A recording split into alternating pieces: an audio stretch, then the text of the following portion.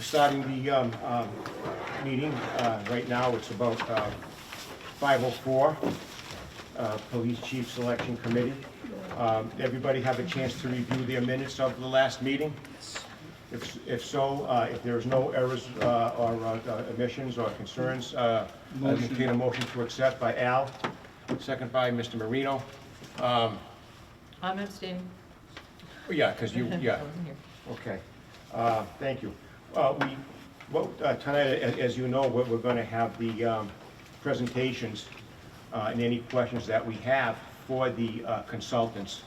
And our first one is with Mr. Sean Kelly, Municipal Resources Incorporated. His was supposed to be at 5:15. Does everybody have any objections to having Mr. Kelly start now, if you're ready, sir? Whenever. Okay, fine, yeah. Come on up. Where would you like me to sit? Um, I can stand. You can stand, you can sit over there, Okay. where people, can see you and whatnot. I'll try not to get any space. Yeah, again, like I mentioned, Sean Kelly is from the Municipal Resources Incorporated. They have extensive experience in providing us municipalities like the town of Milford suggestions and various resources that they have. They've been around 30 years experience with public sector. Yes. So I think that's pretty impressive, and if you can just explain what you can do for us, it'll be Sure. appreciated. Sure. The Dog and Pony Show has already been spoken, 30-plus years in municipal government assistance. One of the things that I like to emphasize, and I'm sure where you've already put together this search committee, this is one of the most important decisions that any community can make, particularly in communities that have retirement systems that extend the life of a new hire person out, 25, 30 years plus, however long that they want to stay on the job. Because now your police chief is, they're influencing the next generation of police officers. So, your police chief may stay, 5, 10 years, who knows, but they're byproduct. The officers that are going to be the next generations of police officers for Milford are now going on for 25 or 30 years. So you're having, this committee is having a direct impact on the next potentially 3 decades of policing in this community. So it becomes incredibly important to make sure that you get this right in the first instance. So how we would do that with you is, and I know you've got our proposal probably in front of you. We're going to ask you to tell us what are the key factors that are important to you. When you think of who your next police chief is going to be, what are the qualities and characteristics that you're looking for? Is it somebody that, I don't want to have my back turned to you. Okay. Is it going to be somebody that has a breadth of experience across patrol, investigations, administrative experiences? Are they going to have a certain level of education? Are they going to have a skill set across potentially disciplines? And what I mean by that is, are they a local, county, state experienced person? Do they have diversity in their background? Have they worked with minority groups? Have they proven through their the lifetime of their work that they have the things that are going to be important for you? So in our proposal, we talk about that as the ideal profile, candidate profile. And that then becomes the foundation for what we do next. We'll develop it with your assistance or through the town administrator's office, a recruiting advertisement that we would target to those employment centers, if you will, that are most likely to produce the type of candidate that you're looking for, okay? Ordinarily, we recommend that we leave an ad in place for 30 days really no more than 30 days unless there was some extenuating circumstance. The reason being is it's so easy to put that ad on the back burner. What we also see in that 30 days is the front loading of people that so often are trying to run away from something or are trying to prove that you know, their skill as a chef in a major restaurant also qualifies them to be a chief of police in the town of Milford. And it's okay. That doesn't happen, as you can well imagine. And then, very ordinarily, we see at the end of those 30 days a block of really talented, interested people that submit in those last few days before that 30 days is up. Now, back to that candidate profile. That's important for the next piece. So when we get those resumes, our team goes through them and compares the qualifications of the candidates to that ideal candidate profile. And we'll have worked with the search committee to develop the next phase, also based on the ideal profile candidate profile, which is essays. We're asking people to do a couple of things. We want to make sure that they can communicate well in writing, which is a skill that seems to be lost more and more these days. Excuse me. So what's interesting is when we deliver our stimulus to the candidates, the number of candidates, they say, oh, wait a minute, I actually have to work to get this job? And we never see or hear from them again. So that's kind of a self-selection process that, you know, we enjoy. Excuse me. And then again, our team would review the essays that they've responded to, again, on topics that are important to you, the town of Milford, and start to whittle down, you know, funnel down from a large number, making it smaller at each phase of this process.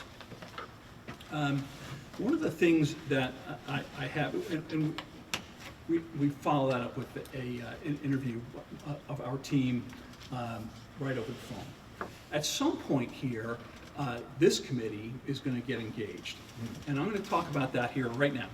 So let's say, for instance, that we have now whittled this pool of candidates down to about 6 people, okay? What I would recommend to you, first of all, not every community does a search committee. This is very indicative of, from our experience, of a community that has a high level of interest in this process. So my recommendation is that in this packet you saw an option for you to go with what we call a hybrid assessment center. The reason I suggest that you follow that option or use that option is because it really opens up opportunities for not only this committee but other interested parties in the community to participate in the day of the assessment. And so how that would work is all the candidates come in for one full day, and it is a very long, very busy day. And what we like to tell communities is that candidates that just don't have the right stuff, they may be able to hold themselves together for a little while in the morning. They may even make it through the whole morning, but they're not going to make it through the whole day without showing their true colors. Okay, so when you're looking at a candidate that you know, may have done really well in the morning, they can fall apart in the afternoon, and just the committee just doesn't want to consider them any longer after that point, which is fine. That's the whole idea of having this whittling down process. And with the hybrid, what we do is we have 2 rooms that are working simultaneously. In one room, where the traditional assessment center is taking place, which is you know, mock reality, the things that chiefs of police oftentimes have to deal with on a day-to-day basis, including being interrupted in the middle of things and being pulled out and going to meetings and dealing with the other stimulus of the assessment. And then in the other room is your committee, perhaps supplemented. I would recommend that you supplement it with members of the community to conduct a hour-long interview with each candidate. And you put them through a fairly rigorous interview. And one of the things that we often get asked is, well, we're not police professionals. We don't know what, you know, what are we going to ask them? Yes, but you are living, breathing human beings, and you know how you want to be treated. What we recommend to you is that when you're interviewing these folks, you try and figure out, is this the person that we want leading an agency that may have to come and handle my most personal problem at 2 o'clock in the morning? And so your perspective and the perspective of other people that you might have come into the assessment is incredibly valid. It's so important. And what's kind of neat is that at the end of, well, let me take a half a step forward first. At the end of the day, we schedule the traditional assessment so that our last exercise of the day, the committee can come in and actually take part in that practical exercise at the end of the day. And very frankly, that exercise can be pretty tough. I don't like to go as far as brutal, but it is a pretty tough end cap for the candidate's day. So then at the end, when all of the candidates have left and our team is working with the committee, what we find interesting is how many times the two groups that have been working apart from each other all day long, the community panel and whomever else you have join you in one room, and the MRI assessment team in another room, you come together and you've made the same observations about these candidates. They may not be the number 1, 2, and 3 in the same order, but chances are the top 3 are on both of your lists. So it's in-depth, it's incredibly comprehensive. The steps that these candidates have to go through before they get to now the end of the assessment day, and you, if my recollection is not too faulty, then you want to do separate interviews after that selection process of the top candidates. Is that correct? Mm-hmm. Okay, so then you guys tell us, you know, how many do you want to review? Do you want to see the top 2? Do you want to see the top 3 or 4? That's up to you. And we'll tell you in our best judgment which those people are. Okay? And then if you want our assistance with that interview process, we're happy to provide it. Frankly, that's about a 50-50 in terms of what we're experiencing in other communities. Some folks they just like to have us there, and then we end up just sitting pretty in the corner, not really doing anything. But it's like, you know, having your teddy bear when you go to bed at night. It's comforting to have us there, and we have had to step in a few times and tell committees, whoop, you can't ask that question. It's not awful. Yes, ma'am. So I'm sorry to interrupt, but if I could just get a little bit of clarification on Sure. something. So what you're proposing to us, the 2 rooms with the assessment center, that's not something that's standard that your organization does? The assessment is. The assessment And we do both the regular assessment, a regular assessment and this hybrid assessment. Either one, we do. The number of hybrid assessments is increasing dramatically, particularly in this day and age where there is so much scrutiny on law enforcement. In the Commonwealth, particularly with the reform bill having not too, I can't believe it's been 3 years already, passed, the number of hybrid assessments that we're doing is increasing significantly. People are more interested, they want to know. So you're saying it's up to us, the municipality, on whether or not we want to utilize that. That's right. Right. When you are getting candidates from the different ways that you Mhm. publicize the opening, you screen the candidates by looking at the resume, or do you also do your own interviews before you Yes. bring them to us? Yes. We do the resume screen, the essay screen, and a phone interview screen. Phone interview, okay? Yep. And then we recommend to your committee who we think rises to the top and should be invited for whichever assessment style you decide to go with. Okay. Thank you for clarifying. Sure. I apologize for not being clear in the first instance. While we're taking a half a second, are there any other questions? Yeah, I was thinking what she said, I think what you meant was we can deviate from that schedule that you have. This is how you usually run things. Is that what you wanted to know? We don't have to, it's not a set standard of, we have to do this step, that step, this step. We can deviate a bit from that? I'm assuming that we can deviate however we If want we to, want. but That's this is correct. Right, you're the all client. of what you propose could be offered. Yes.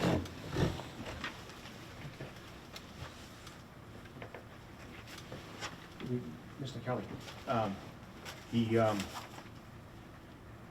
residents, the community residents that you were mentioning to coming in and being part of the interview process or to help us out, how many would you,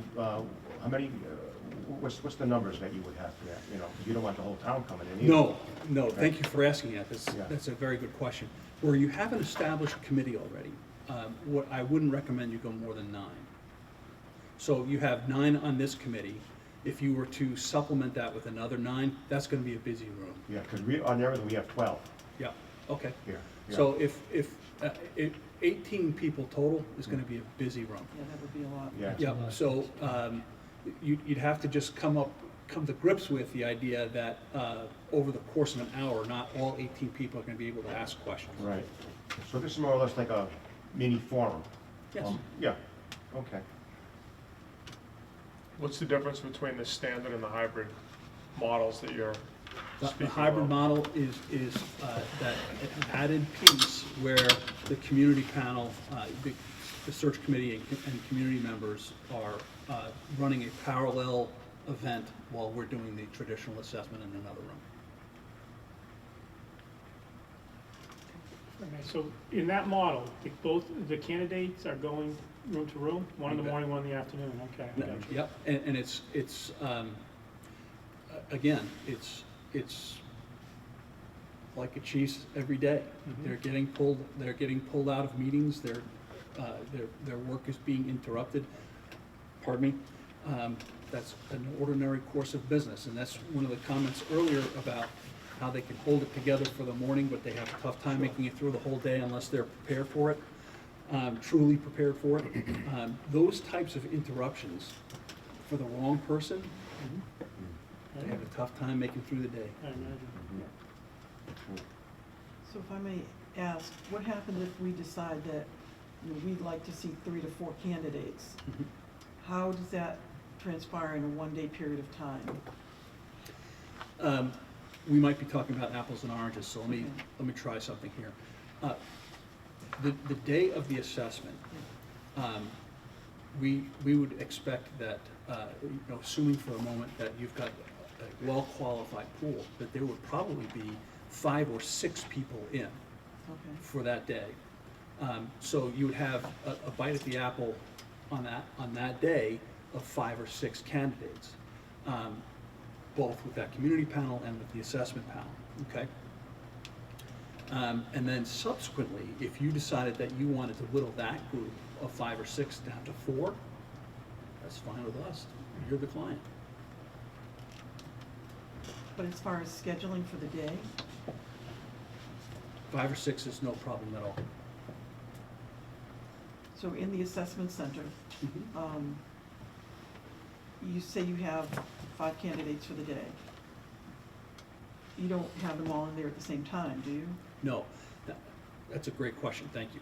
So we would set them up in what we would call a workroom. So all 5 candidates are, 5 or 6 candidates would be in the same room, doing the tasks we've assigned them to fill their time with. From the time they arrive with us to the time that they are dismissed in the afternoon, there's never a time that they're not working. Let's say the 5 of you are the candidates, and you're in workroom A, and I've got you, sir, in doing a practical exercise with the assessment team. You might get called out by the community panel. We're yanking you out, and it's all timing. It's very choreographed, sometimes down to the minute, all day long. So, I'm It's sorry. a go bit ahead. of a role-playing type exercise. Do you have a Can be- facilitator running this? Yes. Okay. Yes. How does that person operate?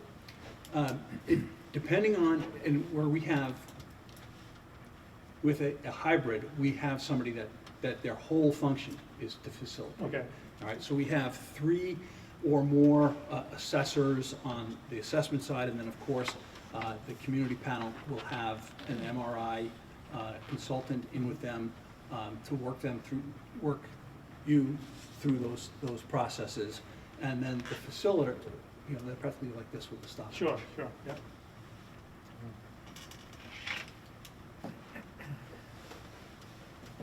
So after the assessment center, then whoever is on the panel for interviewing would interview the candidates one at a time.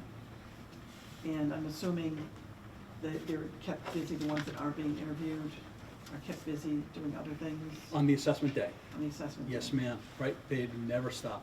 They even have a working lunch. They're expected to be working, if they want to take the time, and many do, to just have their Zen moment while they're eating a sandwich or something, they're welcome to do it. But that's all part of their time management. Because the afternoon, they're still getting yanked out, either the community panel or the assessment panel. So they've got to be assured for themselves that their work is progressing at a comfortable pace. Thank you. Sure. Yes, sir. Can you explain your procedure on doing background check on candidates? Sure.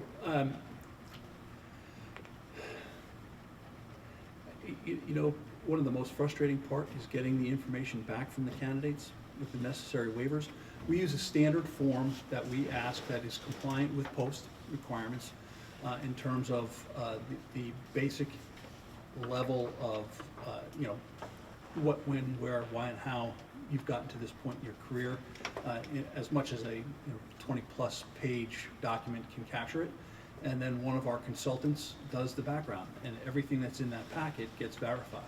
If you say that you went to Holy Cross, we contact Holy Cross, and we've provided them with your waiver that gives us the opportunity or the authority to ask questions about you while you were a student there. We'll talk to the Holy Cross Police Department. We'll talk to the Worcester Police Department about you while you were in town. We verify every level of employment. We'll talk to all your former chiefs and captains or whomever as applies. We talk to your neighbors. We talk to your family. We talk to your friends. And let's say you give us 5 names as recommendations. We'll talk to all 5 of them and ask them for 3 other names and go from there. Excuse me, Mr. Kelly, what I wanted to do was just explain too. For the questions, we're all going to take a turn asking one of these. Okay. That way, we'll know what questions were asked and what. I think right now 2 are already asked, so we can start with Albert. Sean, 3-part question. Give us a quick summary of the experiences you've had doing this function for towns our size. And I assume you've read up a little bit about Milford. Yes. So I'd like to know, if you take your standard model that you explained, what would you need or what would you want to customize to better suit Milford? And then finally, how do you differentiate your firm from others? Okay. So my experience is, I've been with MRI now for, good gracious, a little over 4 years now. And I've been in this role for that time. The company, my boss, has been doing this for 12 years, the company for more than 30. The assessors that we would bring in here are all employees of MRI. They're not chiefs of police that we're buddies with in a neighboring community that we drag in, with the hope that they have free time to come down to Milford.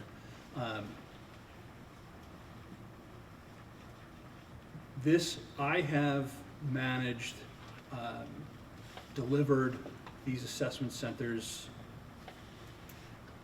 probably 20 times over the last 4 years. The company, my boss included, who would be here, likely would be here in Milford, probably does 20 to 30 of these a year between police, fire, town administrators, and town managers. We have extensive experience as an organization for doing this.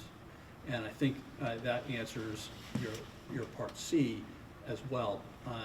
This is an organization that we, when we sign documents, I'm on the RFP because you've asked for specifics. But when we sign a report, it says municipal resources, because by the time our report comes to you, it is passed through a number of very qualified hands to make sure that the work product is what you're hoping and expecting. So it's an organization-wide product that you're getting from us. Yeah, so you talked a bit about your experience and how many you've done. Is this a national search firm, and in particular, can you tell us a little bit about what you've done in Massachusetts? Sure. Yes, it's a national search.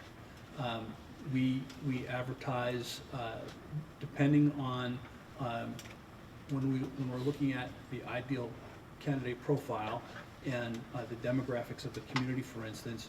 That will enable us to craft an advertisement recruiting program that is targeted to the likely candidates that would be successful in this community.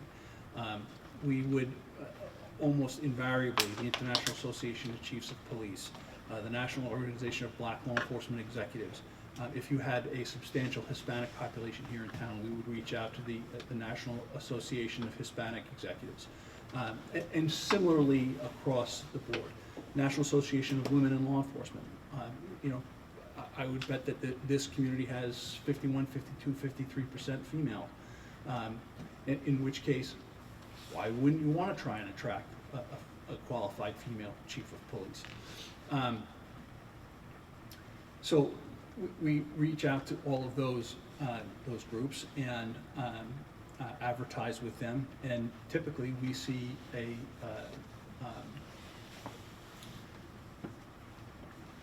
11, 12, less than 15 states typically are represented in the number of candidates we initially get. It's not uncommon to get multiple candidates from a lot of different states. It just is. And you've done this work for We've done Massachusetts? a lot. Though we are a New Hampshire-based company, the majority of our police chief searches occur here in the Commonwealth. Any specific towns you'd care to mention? Sure. Have you seen this? Yes. Okay, so this has got a ton of the agencies that we've done this work for. And right here, these are very recent: Swampscott, Northfield, Middleton, Haverhill, Melrose, and Westwood, just in the last 2 years. And then a bunch of smaller agencies as well. We do this in the Commonwealth all the time. Thank you. Right? Yeah, what is your success ratio, potentially, after you go through your selection process of chiefs that stay over 5 years? Well, let's start with a number that I'm impressed by. Over the 30 years that we've been doing this, and I'll tell you that this is word of mouth, I'm told that we have never not been able to fill a chief's job, ever. And also, on the other side of that, there's only been 2 times where a community has had to come back to us in less than 2 years. I'm not sure about 5 years, but in less than 2 years, and had to say, Sean or Alan, yeah, this didn't work out for us, we need to do it again. Yeah, Sean, I know you talked a lot already about some of your recruitment techniques, but kind of a little more deeply about the strategy that sets MRI apart from other recruitment firms? I'm gonna claim a little bit of ignorance, Okay. because frankly, I don't care what other companies do. I know what we do has such the 100% success rate. We adjust and make those changes needed by the clients to ensure that what we're doing is successful for you. Because really, what does it matter what happened in these other communities, aside from it being evidence of work well performed in the past? It's what you need here in this town, and that may differ from your neighboring town, your immediately neighboring town, because I think we all recognize that policing needs to be reflective of the community in which the police are working. It has to be unique, or it's not going to be the right partnership of police and the community. There's got to be that complete integration, the lockstep between police and the community, in order for there to be what success? I mean, how do you define what success looks like in your community? And unless it's done right, you're out of luck. Okay, thank you. Mr. Kelly, I was going to ask you, from start to finish, what's the average length from by? Yeah, what we say is we suggest that we get it done in 90 days. So from the time we go to contract to the time we have a name for you, we try and keep it into a 90-day window. And the reason being is particularly in the current employment environment, it's a very competitive environment for these highly qualified chief candidates. And if you hesitate, if you delay, if you extend your process too long, a qualified candidate is going to find work elsewhere. Point. Good, thank you. Yeah, thank you. So I just want to go over one of the things that you had asked, or you mentioned earlier about in the past 2 years, there have been 2 communities that have come back to say it just didn't work out. That's over 30 years. That's over 30 years? Yes. Okay, so in that 30-year time period where the 2 didn't work out, how far in the past do you think that was? Well, I've been there for more than 4, and it's well before that. Okay. I can't think of it. Well, I know Alan, who's been there for 12 years. I know that he was involved in at least 1. So you figure over the last 12 years, at least 1 of those 2. Yeah, I was just interested if it was more recent to try to find out what made it not work out. Yeah. What should have been done differently, Yeah. that kind of thing. I'll I don't know, frankly, if it's well, that far I out- can tell you that it's oftentimes, it's not the work, it's not the character, it's the resident.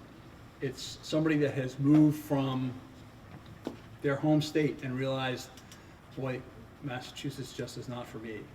And they go back, they go home. It's rarely, well, I mean, it's only 2. But it's just not about the person. The person is typically very well selected, and then it ends up being something that nobody could foresee is the reason. And you said that it's a very competitive field out there right now. It is very competitive right So now. can you talk a little bit about what is it that you think is important to a candidate, that what they're looking for in general? What are the priorities? Yep. I hate to sound glib, but the same things that you're looking for in a chief of police, they're looking for in a community. They're looking to have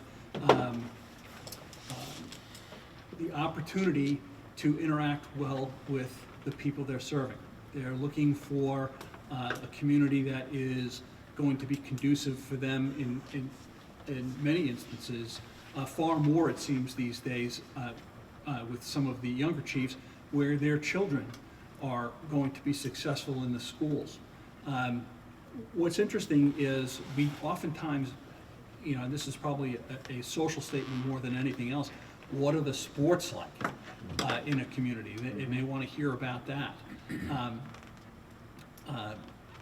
One of the things that we do in our advertising is, you know, in a sentence, which is so limiting, but, you know, what is attractive to this community for other reasons? You know, we have, you know, a fabulous senior center. We're X numbers of miles from Great Adventure, you know, down there in New Jersey. Whatever is the important things to the community. Those, the things that you're looking for in that chief are the same things that they're looking for from you. And do you find that the communities you work with help in the relocation, or? Typically, what we will tell people in communities is if they're coming from a long way, at least have that as part of your contract negotiations discussion. It doesn't mean that you have to do it. Now, with that said, however, during the selection process, let's say John or Jane Doe rises to the top, and you're going to want them to come to town. If they're at that tail end of the process, you know, they're being invited to come here for the assessment, or they're being invited to come back for an interview with you as a panel without anybody else. We recommend that you make sure that you're paying for their travel. Nothing turns off a highly qualified candidate than thinking that you know, the town of Milford is just, they're too cheap to pay for me to fly there. You know, what am I going to do during the next budget season? How am I going to convince them that this needs to be done? And that's an indicator to some candidates. So while that is a cost that you should definitely consider up front, whether or not there's going to be relocation costs, that's something you can negotiate in contract.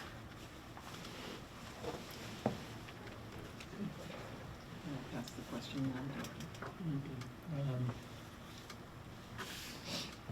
Tell us about, Scully, about the personnel that would be assigned to work in Milford.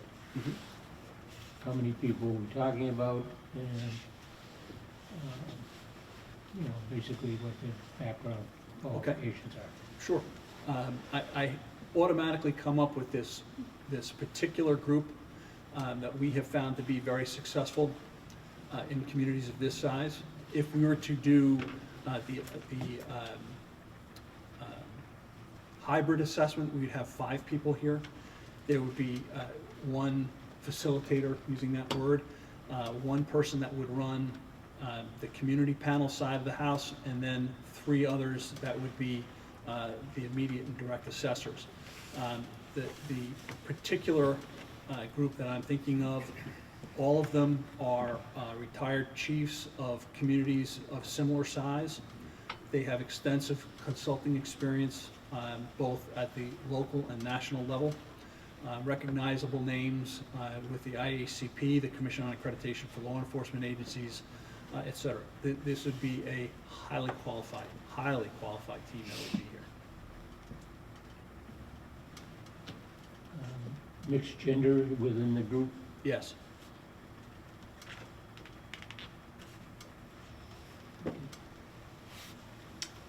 I feel like you've gone over a lot of this, so I'm going off the reservation a little bit. That's fine. Do you think that there's a common theme to something that would be a big turnoff to candidates as a general rule? Something that you know, they wouldn't want to see in a position or in a community? They wouldn't want to see. One of the things that we hear of from candidates is they ask us, well, what level of autonomy would I have? And for me, that's not a very sophisticated question to be asking in a community. Yes, you would be the law enforcement resource for the community in terms of the expected level of expertise. However, you are policing a community, and as I talked about before, coming to a community that you can work with and be in lockstep with, that requires a high level of interaction, and autonomy really isn't part of that. I overheard your conversation earlier about pepper spray. So a child had gotten pepper spray or whatever. And I'm making this up, okay? Let's say for the sake of this conversation, the officers here in town didn't carry pepper spray.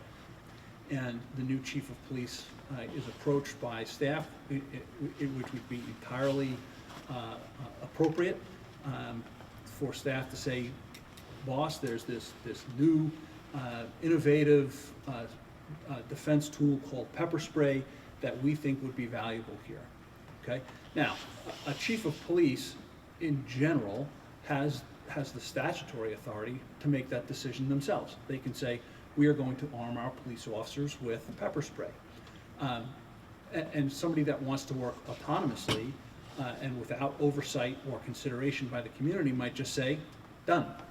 We're gonna go, order X numbers of cans of pepper spray, and that's it. You're gonna be trained and armed with it. But in my opinion, the chief of police that's gonna be successful here or in any community over the long haul engages with the community and not necessarily asks permission, but certainly engages with the community here to talk about what this product means, what it does, what can be the expected outcomes and so forth, so that the community is educated while those decisions are being made. Even if the chief of police has made that decision all by themselves within their statutory authority. Okay, thank you. Sure. Are there any other questions? I don't know if this has been addressed, but what number of applicants would you expect? What's the norm for you in a community of this size? What's the general number that you normally get for folks applying for the job? There's two norms. There's the pre-COVID norm and the post-COVID norm. For a community like this, pre-COVID, it would be not uncommon to have anywhere from 30 to 50 applicants. Post-COVID, the number, I won't go half, but darn near it. It's not unusual to only have 20 to 25. And very much, and one of the things that I've just had a conversation with another community here in the Commonwealth that we're working with for a police chief recruitment is they were steadfast in saying, well, it's a contracted position. We don't want to put anything about how much we're willing to pay. And we know that if you don't have either a range or what the norm is that you're going to pay a chief of police, one of two things happens. Either you don't get qualified people or you don't get people, period. So, I mean, we would work with you to try and find that solution. So you suggest that in the job posting, the range is placed there, so Yeah. that'll be tracked. And how, and I don't know what your range is, but say for the sake of argument, and this is the community I'm working with right now is smaller than Milford, and they're looking at a range. The top end is 175,000. We don't say this to that. We say to 175. Total compensation negotiated at the time of contract, so that the reader, if they are that highly qualified person that would be attractive to you here in Milford, can look at it and say, that's a range that I can work with. Or they, I mean, I don't know what they might be thinking to say, that's not enough, but then at least you're not wasting your time on somebody that's gonna say, oh, they're the best candidate, but they're not gonna take the job because you're not able to, with your resources, to pay them what they think they're worth. It's very helpful. It's certainly something that a lot of us who, I was a transfer from another municipality, and even as a patrolman, it was certainly something that was very enticing to a lot of us to transfer from our home communities over to Milford at the time. So I think it would be beneficial to put that somewhere in that posting. I've also found when I've interviewed people that they get there and if you don't ask, did you see the range? You get all the way to the end and you go over it and they say, oh, I didn't know it was that. It's in black and white, but they didn't even read it. Yeah. Or they didn't get that So I far. would imagine that that would be something that would be discussed when you're doing the Yeah. intake interview. Sure. phone. Sure. Absolutely. Particularly, word of mouth in the local area gets around, no question about it. But when you're talking about now a national search, what seems like a king's ransom here in New England or in the Commonwealth might not sit well with a candidate that's the deputy chief of the Oceanside Police Department in California. So them knowing that and us asking that if they're coming from out of state, as we like to say, from away, that's important. You understand that this is the cost of living here, you understand this is what the town has the resources to pay, those types of things. It's very important at that early stage, because you really don't want to go to the expense of bringing somebody in here that's gonna say, no, I can't work for that. That's, what a waste of time.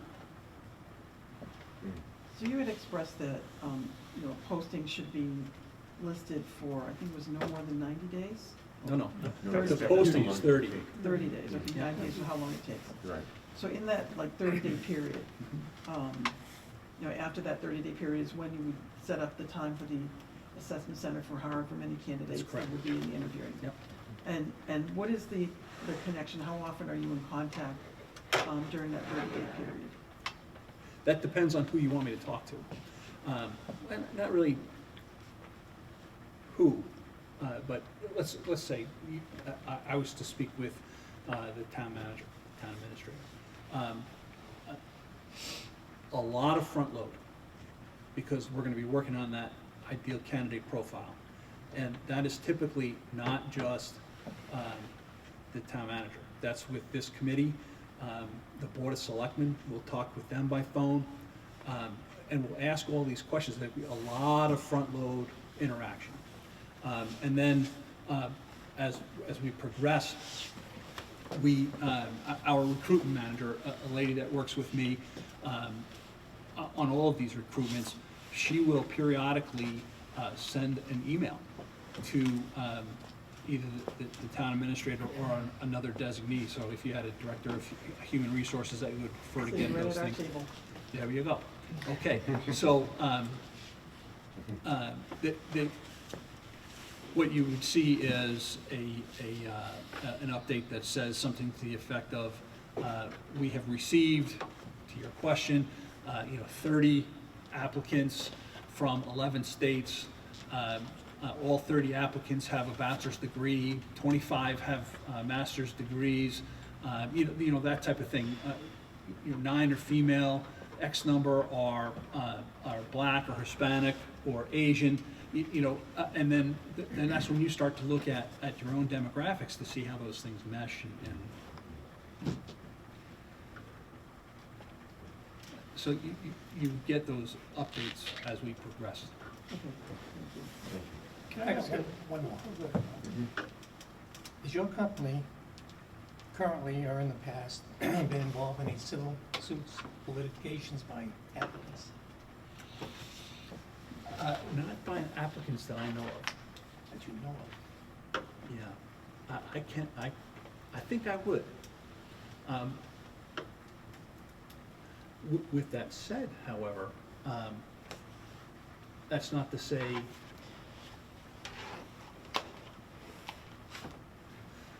I don't have any information that we've ever been sued solely. I know that there have been times when communities have, and it's not necessarily with recruitment and selection, it's when somebody is fired and we're engaged in the process that the investigation or whatever, we have been witnesses, but we've never been sued. Civil litigation, Yeah. not only a suit, but. Yeah, yeah. Okay. And civil litigation, when you talk about arbitration and things like that, employment-related arbitration with communities or whatever, that's not uncommon, because we do promotional processes, for sergeants, lieutenants, captains, and so forth, and collective bargaining allows for arbitration and so forth. And it's certainly not something that we do routinely, but we routinely do it. So as far as you know, the answer is no. No, Okay. we've never written a check. Okay, one more question. Do the municipalities generally see the resumes or the applications, or just give you the candidate profile? Just give us the candidate profile. And that level of confidentiality is very important. When you have pick a neighboring community. Let's say you had an absolutely fabulous deputy chief in the neighboring community. If there was the belief that their resume was going to start making the rounds here in Milford before they were ready to tell their own community that they were looking, they will not send it in the first instance. Yeah, no, I understand So that. where you would get them is at the end, toward the end, before you started that final whittling down. If I remember the Commonwealth general laws right, you guys can refresh my memory. When it gets to that point where you're going to bring them into town, they have to be identified. Right. So at that time, it would be appropriate for you to have their resumes. Makes sense. And I wouldn't be talking about the whole committee, but someone such as the HR director, so that Not you till the- have the municipalities at a distance. Yes, and that's some of the value, is that you can have that distance, and you can have that, Right. that third party reporting back to you. Makes sense. Anybody else? Sean, just, do you have any questions of this committee about philosophy or what that you would have? That I don't, and it's all gonna come down to our interaction later, sir, when we are talking about what that ideal candidate's gonna look like for you. Right. I'll ask you a ton of questions then. Good. Sir? On the assessment center, do you change up the way you do the exercises? Because is it possible someone who takes a lot of assessment centers starts to improve? Sure. Is there a Great question. procedure you can do to change it up so? That's a great question. Every assessment center we do is unique to the community. So for instance, again, going back to the ideal candidate profile, we start to develop those assessment exercises based on that. All right, then we would work with human resources, this committee, the town administrator, to further qualify those exercises. Now, what the other thing we do is we maintain a database of every candidate we've ever seen. So if we have a candidate that has been through a number of our assessment centers, let's say, well, first of all, if they've been through that many and haven't been picked yet, it would be highly unlikely, unless we were looking at the why they weren't picked. You know, you get an NYPD person, for instance, and they're trying to be the chief of police in East Podunk, New Hampshire. They're not the right person. But if you had if they were a candidate in Boston, they might be, now after 3 or 4 shots, they might be worth inviting back, but they might not be for here. The fit has to be there. My point is that if they've been through an assessment center with us, they will not see here in Milford, an exercise they've already seen with us. Fantastic, Mr. Kelly, thank you so much. Okay? You know, really, really appreciate it, very, very informative. And you guys all have this in front of you Yeah. somewhere. Mhm. My email is the same as all@mrigov.com, except that it's skelly. Okay. If you have any questions, or you'd like to comment on my hairdo this evening, the wind-blown look that I brought with me, whatever, please don't hesitate to write. I'll be happy to answer your questions. Excellent, and your email's right over here too, and There you go. right there. All right? Very good. Thank you. Thank you so much. Thanks for having me. Very nice. Good luck Thank with you. this. Careful This driving. is such an important process. Yeah, it I really hope that we is. get to work with you. Take care. Thank you. Have a safe, enjoy your pizza. Yeah, yeah, if you want a piece, you can take one, just put it around the corner. No? So we have a 6 PM by phone badge. Yeah, yeah. we have That's it the at, speaker. Kristen's This is gonna be setting the that high up. end of my technology experience. so- Yeah, so we can listen to him, to this, badge quest, and then we'll take a break. Maybe get some space here, and we'll order a pizza.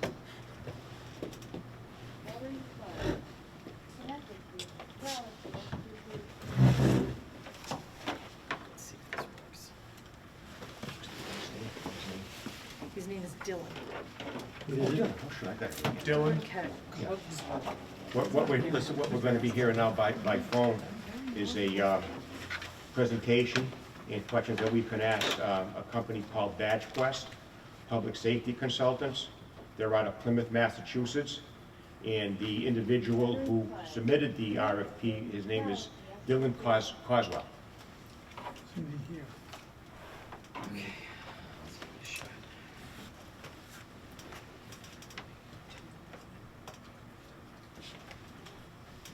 We were going to reschedule it, but we want to get this going, you know?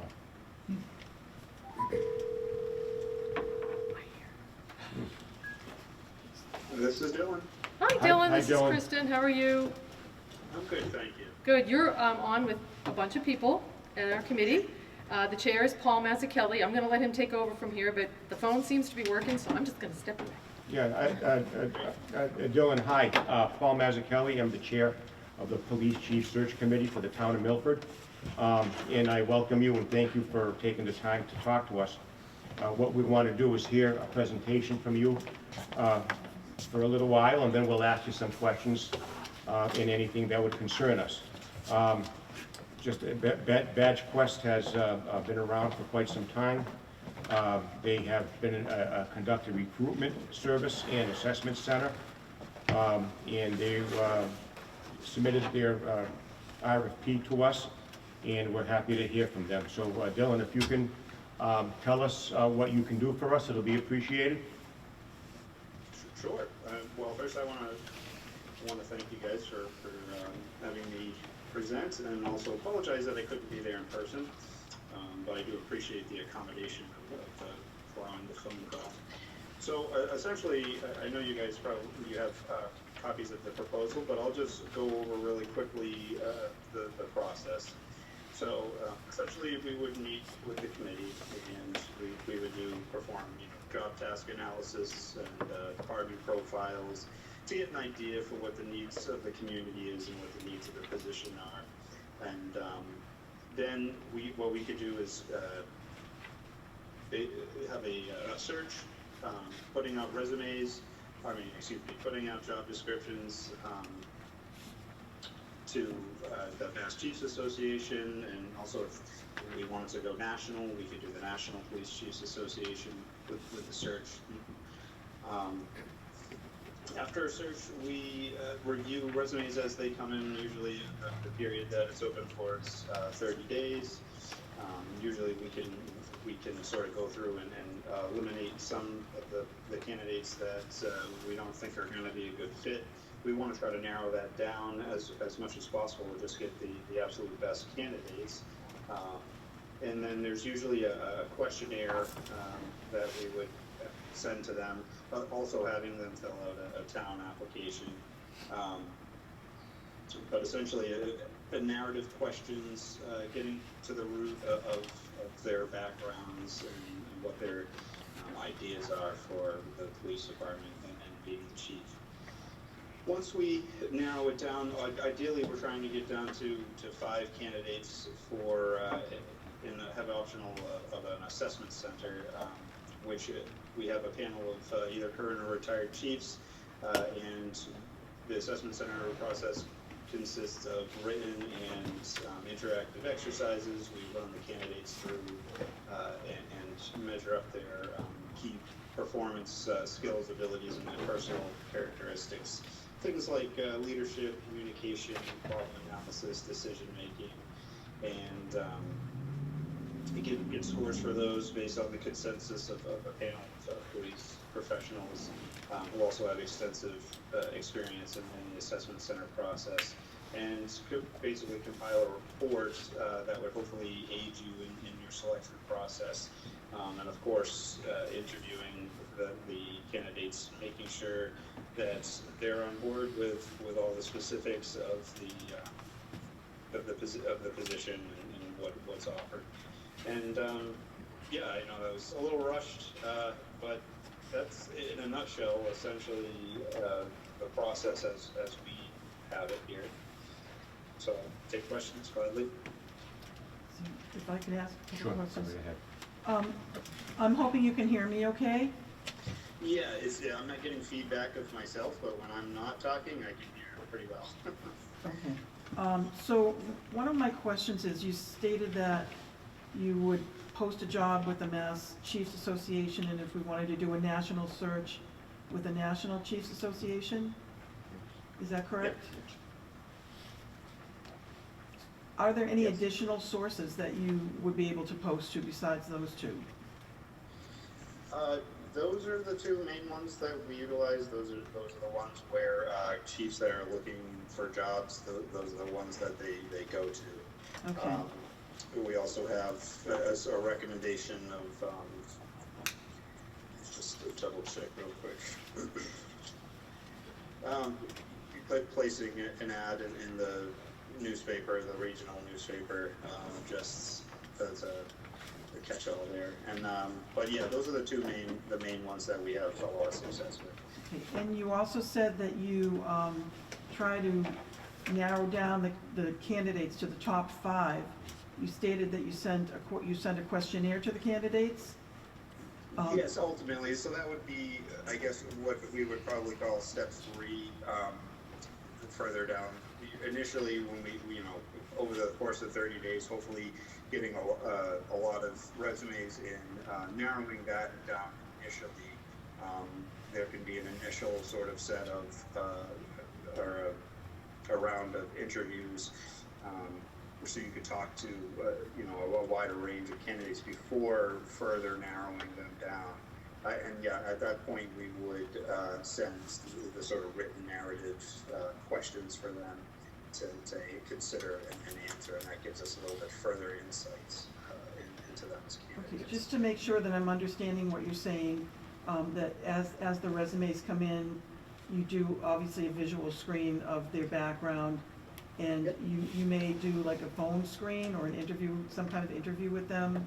So initially, what we would do, we would utilize our network of chiefs to reach out to them, see if they have any familiarity, any experience with the candidates, and also we may have experience with the candidates if they've been through our process for other communities. So we would utilize that in order to and also just the information that's provided in the resume. If we don't have any actual firsthand experience of the candidate, to do our analysis and help make a recommendation about whether it would be good to consider that candidate going further. But obviously it's up to the committee ultimately to decide who they want to move forward with for further interviews. Okay. Thank you for clarifying that. Mhm. Anthony? What level of experience with law enforcement executive searches or similar nature have you guys had in the last 10 years? And then could you share examples of customized searches that you've done with other municipalities? Sure. So, I mean, not too long ago, we had Bourne did a search. They did a regional search. So we had candidates from New Hampshire and Rhode Island and local, and they also had internal candidates.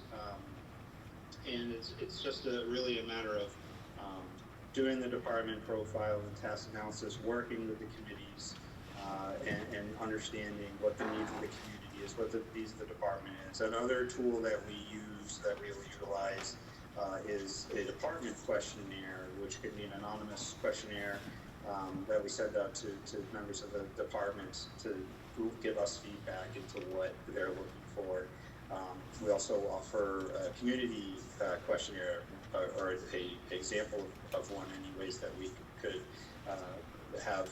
If you're HR, that could use that in social media, just to get an idea. If you have feedback from the community into what their desires are, so that's kind of where we would customize. Is really, you know, what are the needs of the community and the department. Chief? Okay. I think that's the same question, number 2, so I'm gonna go to number 3. Sure. Okay. What is your success rate in having one of your top 3 to 5 police candidates' recommendations be selected for permanent placement? Do you track these placement retentions, like post-hire? And if so, we'd like to know, you know, how long these chiefs have remained in their positions for 1 year, 5 years, and 10 years. Do you keep that data? We don't currently track that data, but you know, anecdotally, I would say that we overall have a good track record of having individuals stay in the positions. Obviously, there's outliers, but typically I would say that we do see good success and retention rates in the chief position. Thank you. Albert? You talk about doing searches. How do you use your networking capability? How extensive is your network amongst the police chiefs in Massachusetts? Because to me, everybody knows who's a great chief and who's a good chief. How do you pick out the great ones? Yeah, absolutely. So we have we utilize a group of around 30 current and retired chiefs throughout Massachusetts to act as assessors, but they also act as resources of information. So we have candidates based regionally, and we have, if we think we have chiefs that could be familiar with them, sending them information, seeing if they have any experience with these individuals, getting their feedback, and also looking back at prior processes, seeing did any of these individuals participate, and how was their performance. Would essentially be how we go about that. And one of our things that I pride ourselves on is the quality of the chiefs that we utilize. They have great reputations and a lot of experience.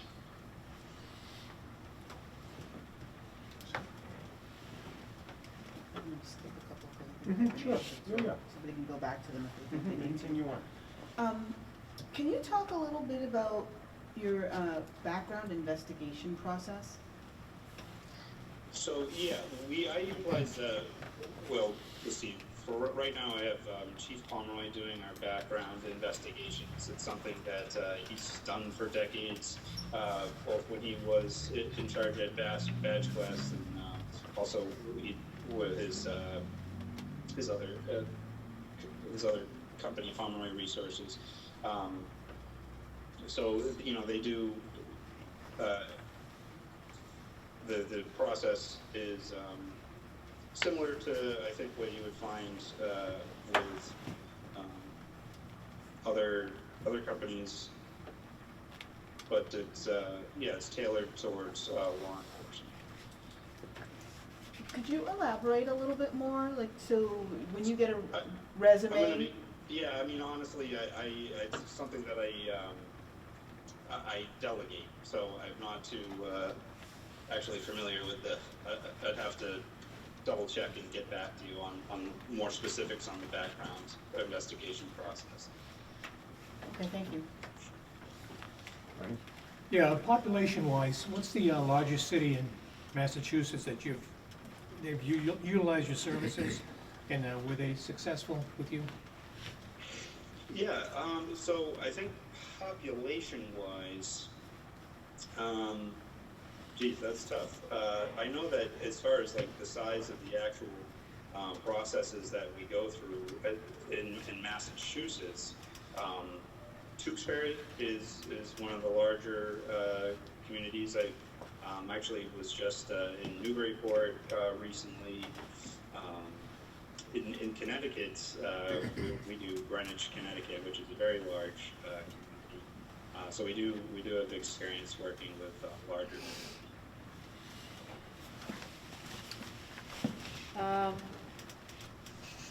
What number of qualified candidates would you expect to receive for this position? So last time, most recently, we did a search process. We received around 30 applicants. Now I know that since then, there seems to have been quite the uptick in communities looking to fill a chief's position.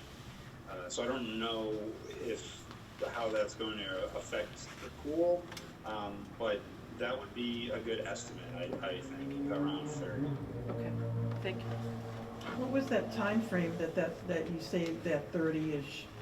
Yeah, we would typically leave it open for 30 days. Yeah, Dylan, thank you for joining. What level of engagement do you maintain with the municipality, a search committee like us, for example? How can we be involved? Yeah, so I think the main thing is definitely interviews. And then choosing the sort of path that the resumes take. So some communities want all the resumes to go through the company, and before they get them, other communities would rather have the resumes sent to their HR and then just forward them to us for screening.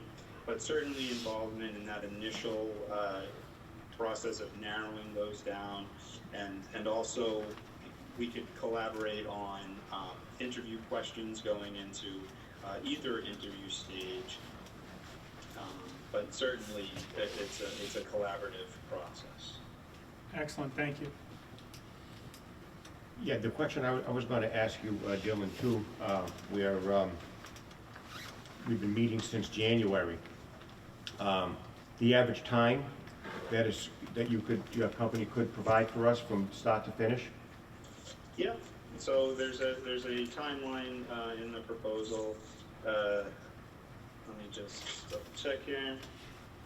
So from start to finish, a good estimate is between 16 and 17 weeks, and that is from the first meeting all the way to the completion of a comprehensive background check if you decide to go that route.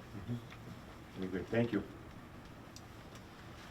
If I could just follow up on the assessment center, can you explain a little bit more about, the timing of when something like that would occur? I believe you said 5 candidates. Where would that occur? How do you visualize that? Yeah, it's around week 11 or 12 of the process, so near the later sort of quarter of the process. Once we feel that we have 5 solid candidates that are also confirmed commitment toward actually taking the position, which is another aspect of it. So, yeah, certainly only, you know, the most serious candidates attending the assessment center. And is that before or during or after we would interview the candidates? I would recommend in between, so I would recommend an interview before, so narrowing down your pool maybe to like 8 or 10, and then doing a round of interviews to further narrow that down to 5, and then after the assessment center, if you know, and maybe inviting the top 2 or 3 candidates for a final interview. Would be pretty typical. Thank you. Can I ask a follow-up to that? Dylan, did you say your assessment center was optional? Yes, so everything in the way that the proposal was put together is sort of a la carte. So it's really up to, I mean, we recommend it, obviously. We think it's a very good tool for committees to utilize to help in their selection process. But some communities choose not to, and so it is separated off from the recruitment services. Excellent. Do you have a percentage number of municipalities that don't do the assessment center?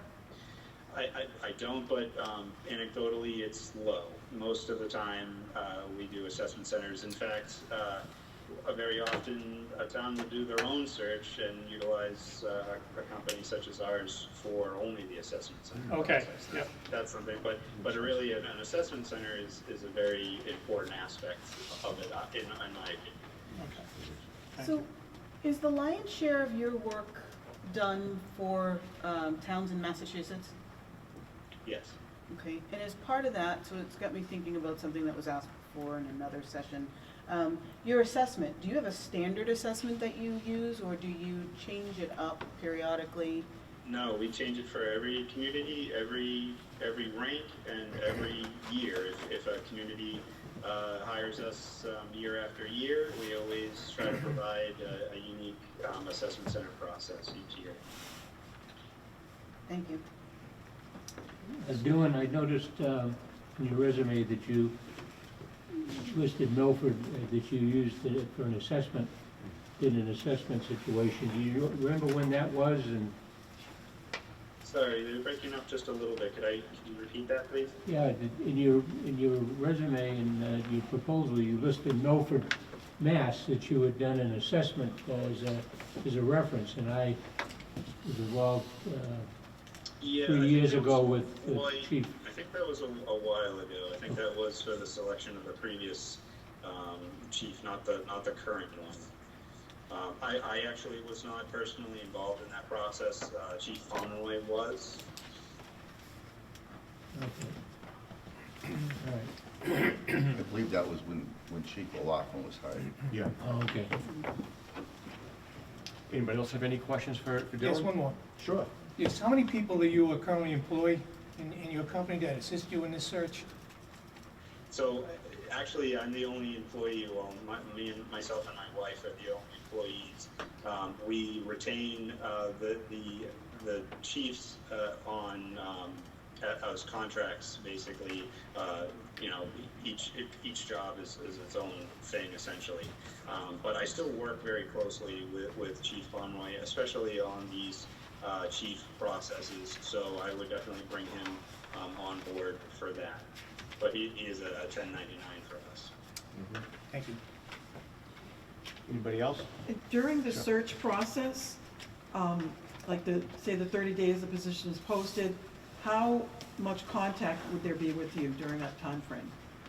So this is my full-time thing, and anytime you want to call or shoot an email, I'm available. I try to make myself as available as possible that way, certainly. Thank you.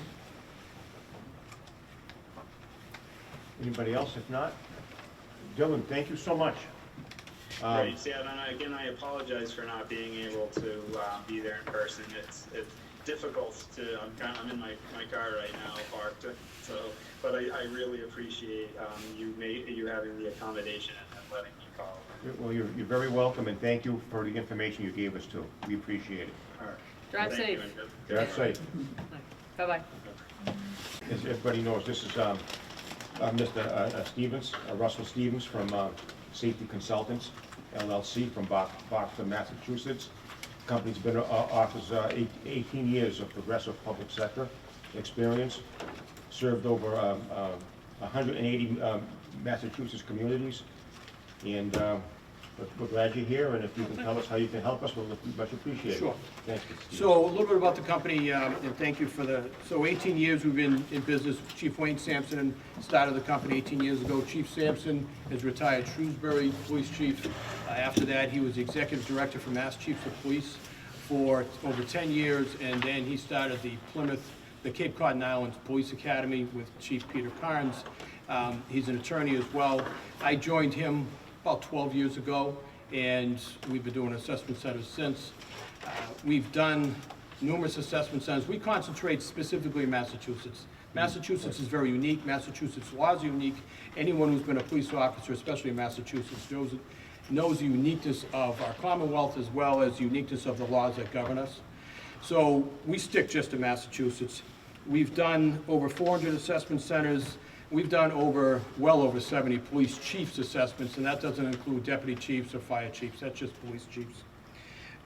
If on the second page of the handout I gave you, the third page rather, I just did a 16-month look back. I was going to go farther back, but I just did 16 months look back. So these are the chiefs assessments that we've done in the past 16 months.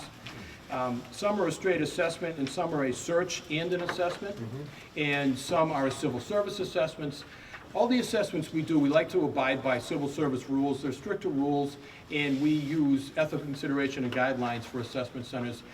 Basically, that tells us what we can and can't do. We have to use anonymous names for the candidates. We have to protect their identity. So there's certain rules that we have to abide by when we do assessment centers themselves. On the next page itself. Before you go on. Please. I have, pardon such a mundane question, but. Please. You've got 4 searches going on simultaneously. Yep. Is there crossover? I mean, No, actually, it helps us a little bit because we have a database of police officers, ranking officers that are looking for chief jobs. Every town is very unique, and every police department is very unique. There are certain people that will put in for Milford. It's not the right job for them. It's not. Milford is a 30,000 plus population. You have to look at the town, you have to look at the school systems, you have to look at management studies that the police departments have, maybe staffing studies that's been done. So some people that put in for it, they're not the right fit for this town. And so you talk about doing 4 of them. Nantucket Island just started. So Nantucket Island, very unique trying to go to Nantucket Island. If you're gonna work over Nantucket Island, you need residents, and it's hard to find a place. Nantucket Island's gonna be a very small search because not a lot of people are gonna be putting in for that. We just started advertising that. We're waiting for resumes to come in. Fairhaven PD is a straight assessment center.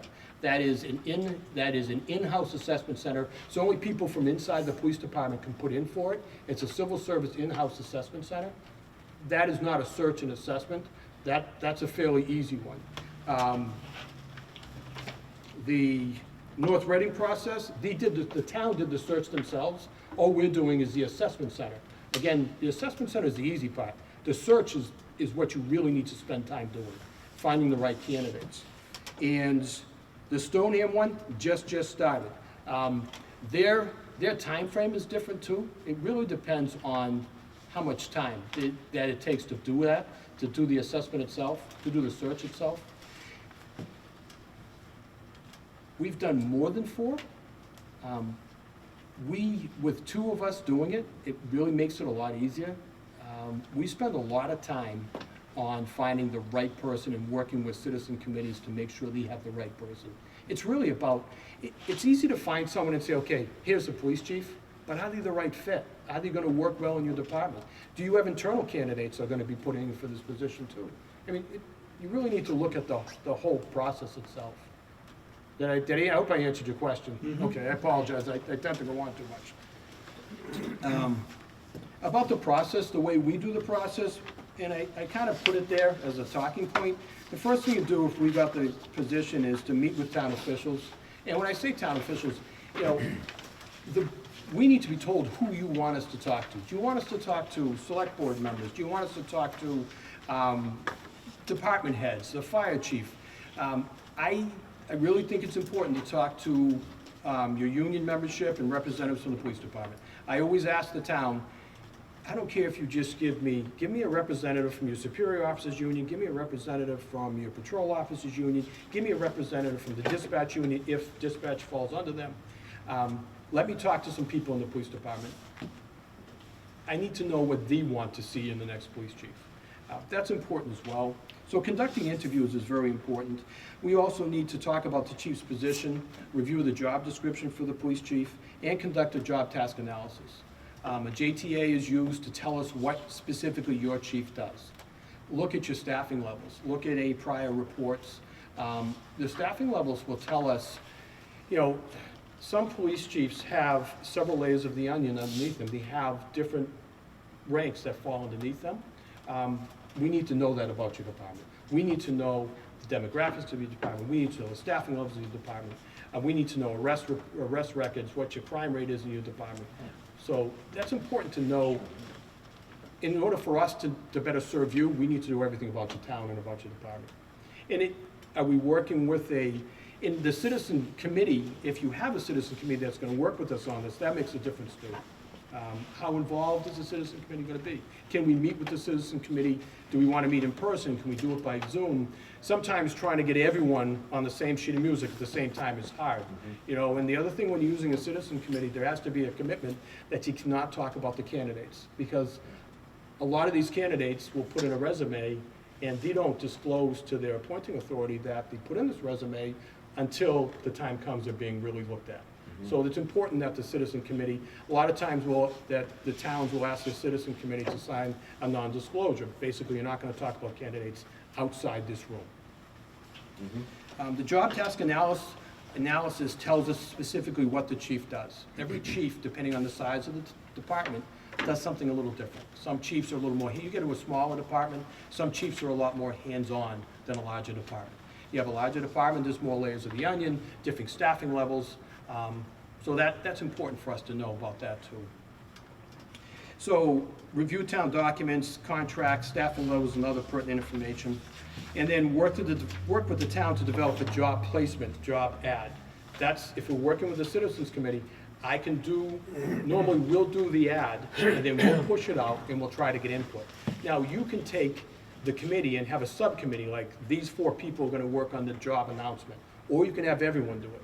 The problem is, if I give something to one person, by the time it gets around 12 other people, it takes a while to get that done.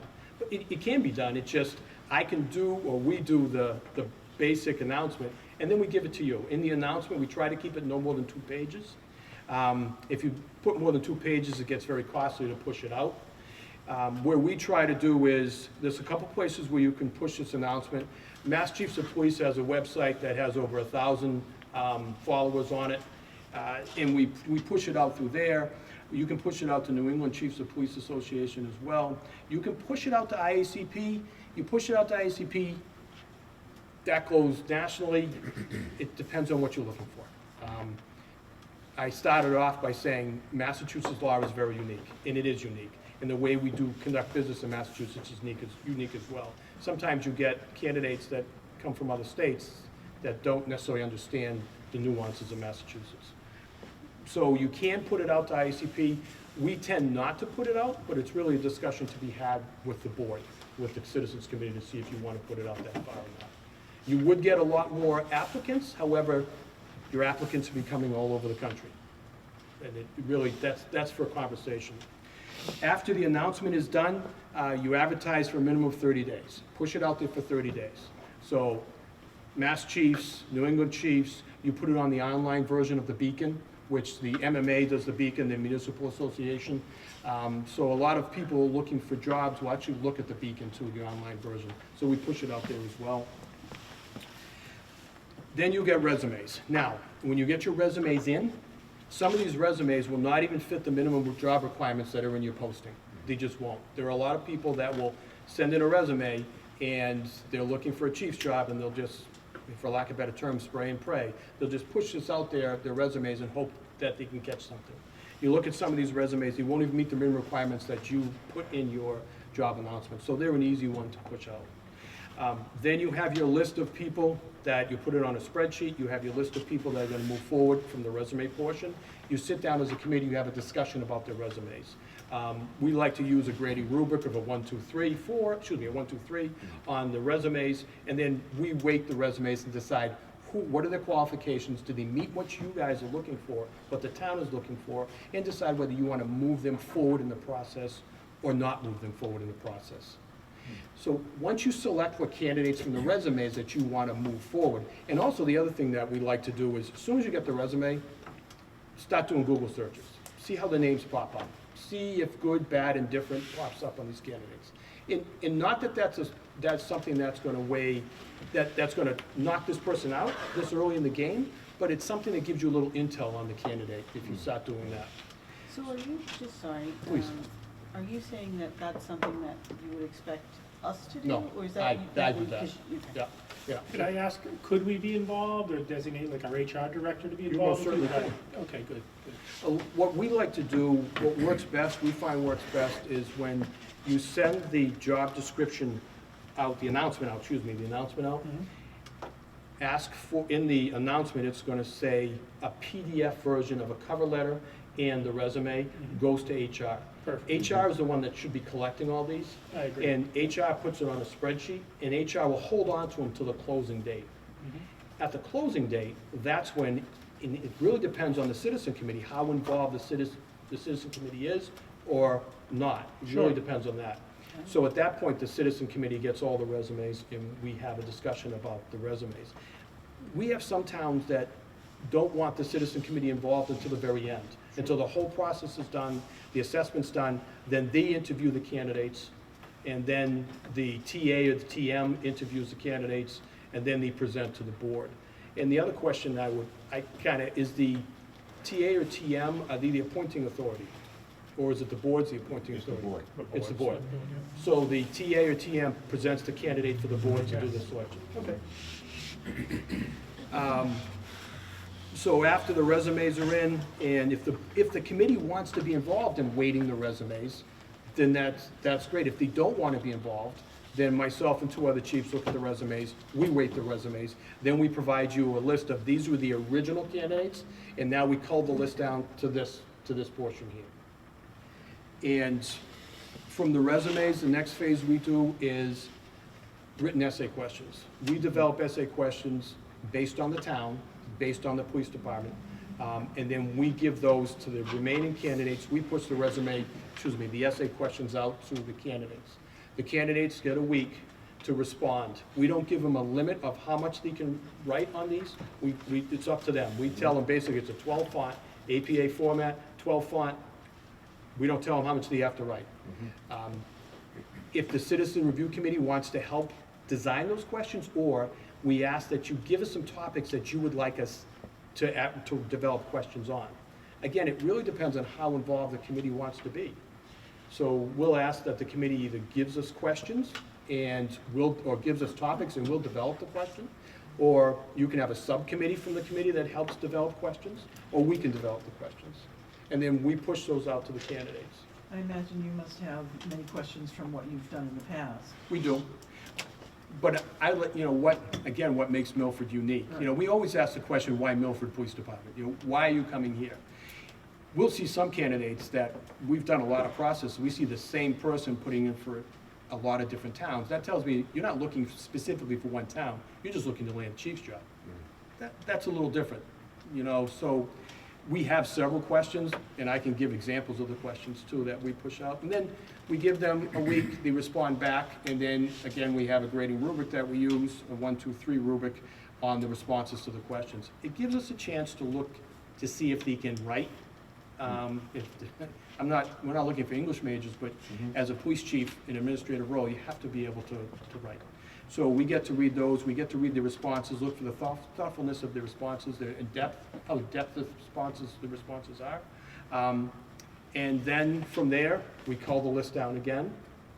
And again, depending on how much the board wants, the committee wants to be involved, we could collectively review the responses and collectively 1, 2, 3 scale, and then we decide collectively as a board who's gonna move to the next phase as a committee. The next phase that we have is oral board questions, oral board interviews. That we can do via Zoom. Myself and another chief do those, and we develop a different set of questions. And the reason why we do the oral boards is after we looked at the resume and after we look at their written responses to questions asked, we can also have specific questions for the candidate that we can ask in an oral interview. So that gives us, now we're at 3 bites of the apple. We got to see the resume, we got to see their written work, and now we get to see them on an oral board. And we get to have questions that we can ask directly to them.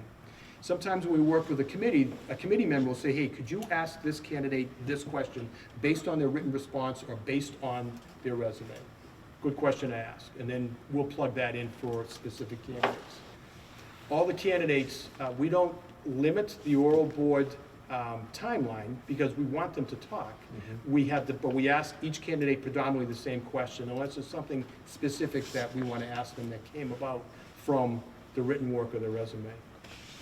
At that point, the list gets culled down again, and then we decide who's going to go to the actual assessment center. The assessment center itself is in person. The assessment center itself is predominantly done in the town itself. And the assessment center, we would ask if the committee wants to be part of the assessment center that they're part of it. They can watch the assessment center. They cannot participate in the assessment center, but they can watch the assessment center.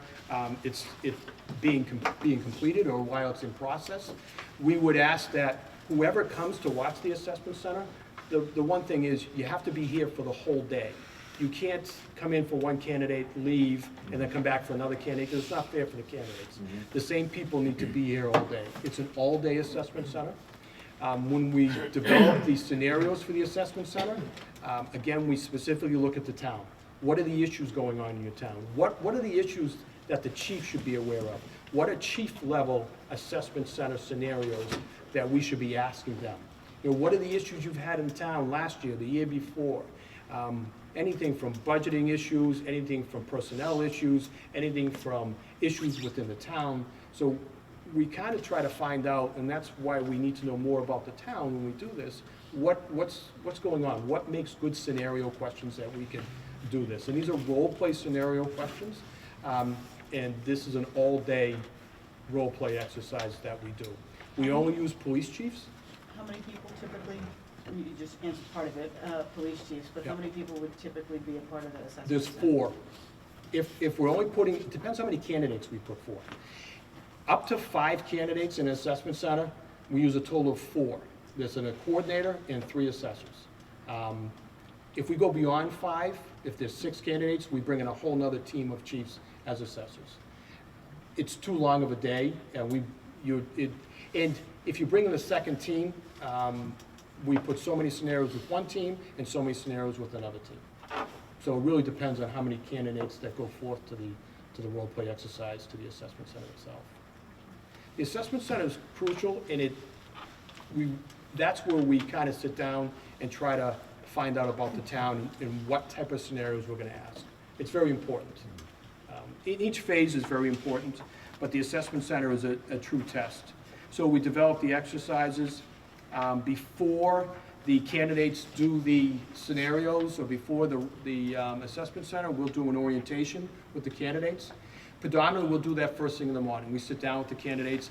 They'll get notification from me about what the day is going to look like, what the attire is, where we're going to be meeting for the assessment center, what to bring, what they can't bring. They're not allowed to bring electronics. They're not allowed to bring a laptop. They're not allowed to phone a friend, to look up a policy. You know, when it's here, you need to, at this point, when they get that far to the assessment center, they should have the skills necessary to perform the assessment. And then throughout each exercise, we always are updating the town, whether it's a liaison to the town or whether it's the committee, and then we work with the committee, and then the committee updates the town. It's whatever the town wants or whatever the committee wants. Sometimes, and I'm not sure, did the board elect all of you as the committee for the search committee? There were 8, moderator appointed so many, Okay, the select board appointed so many. okay. And can I ask this, I mean, how involved does the committee want to be?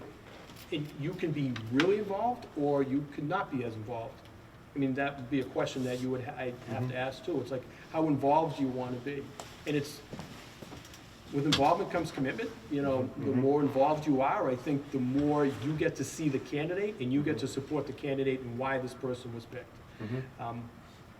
A lot of times, it's good to have representation of the town involved, and if they're part of the process all the way through, it helps the townspeople fully understand and support the decision that's made. If it's just a closed group and there's not any enough commitment from the panel, then sometimes the townspeople will look at it and say, we didn't have any say in this. You represent the townspeople, so you're Right. their voice. Exactly. So it's important to be part of the whole thing. You know, but there's a commitment with that too. Right. You know, at that point, after the assessment center, we do a scoring report. So it scores each individual candidate for each exercise and their overall ranking. We also do a write-up of each candidate to explain where they placed, a little bit about their background. By that time, everyone in the citizen committee knows everything about this person. You'll have seen their resumes, you'll have seen their written work, we'll have discussed the oral boards, you'll have seen the assessment center, so you'll know, you'll be intimately familiar with each one of these candidates by the time you're done.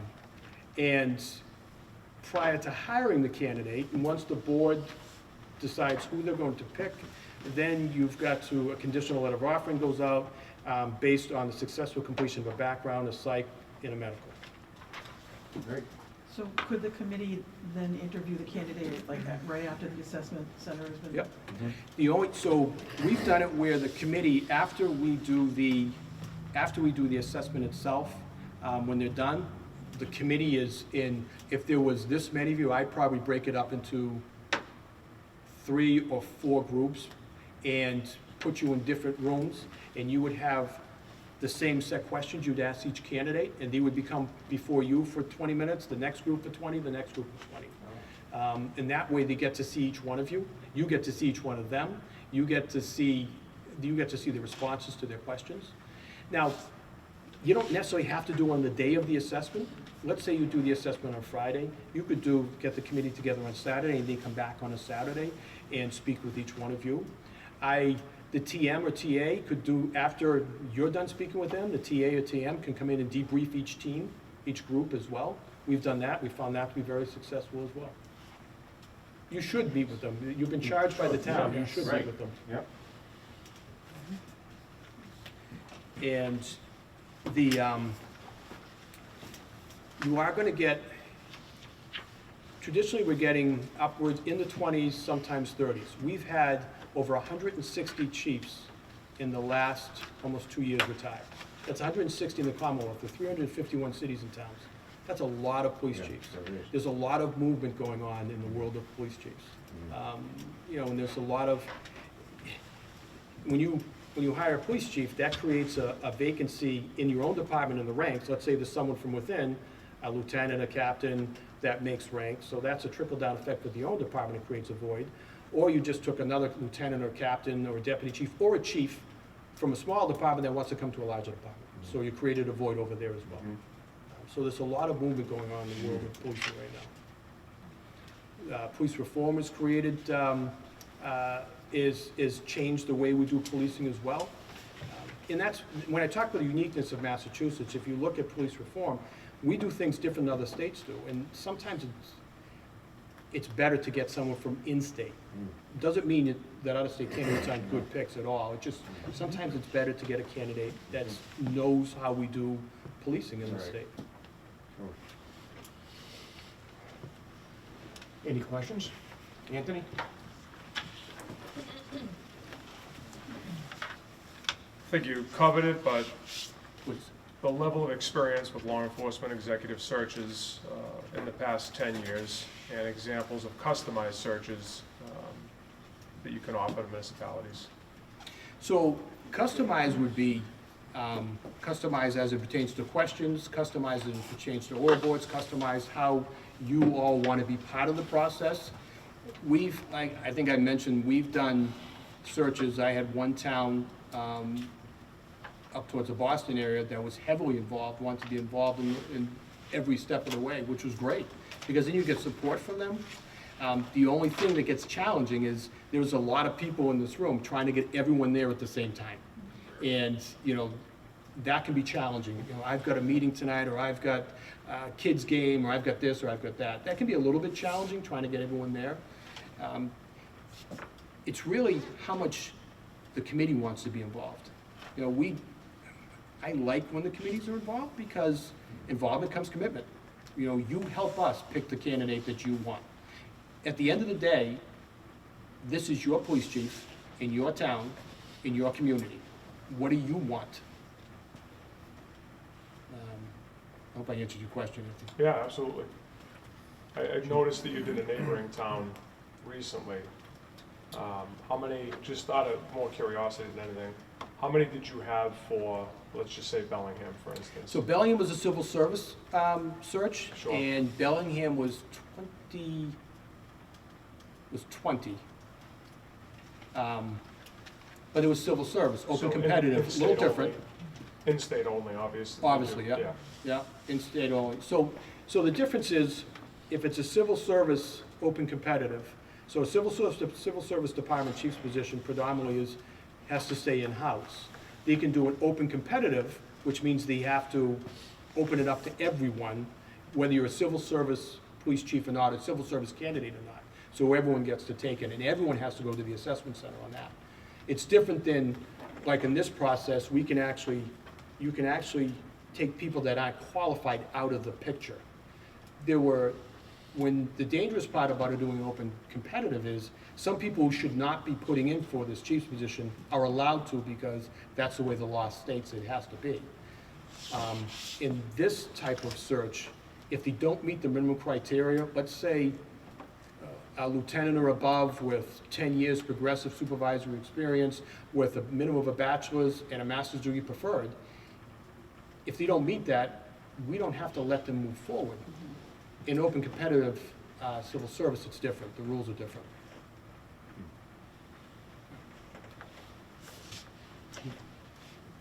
I'm gonna skip the second one, go to the third one, because I think he's already answered it. What's your success rate in having one of the top 3 to 5 police chief candidates' recommendations be selected? Permanent placement, and do you track placement, retention, post-hire? For example, do you keep data to say that the selections we recommended were there for 1 year, 5 years, and 10 years? This community's probably looking for a chief that's gonna have some longevity. So we track after the first year. We always call, because I'm always calling the TM or TA. How is everything working out? After the first year, we don't track. If you're looking for longevity, it's important to know upfront what you're looking for, because that's an overboard question when you ask the candidate. The town of Milford's looking for someone who's going to be there.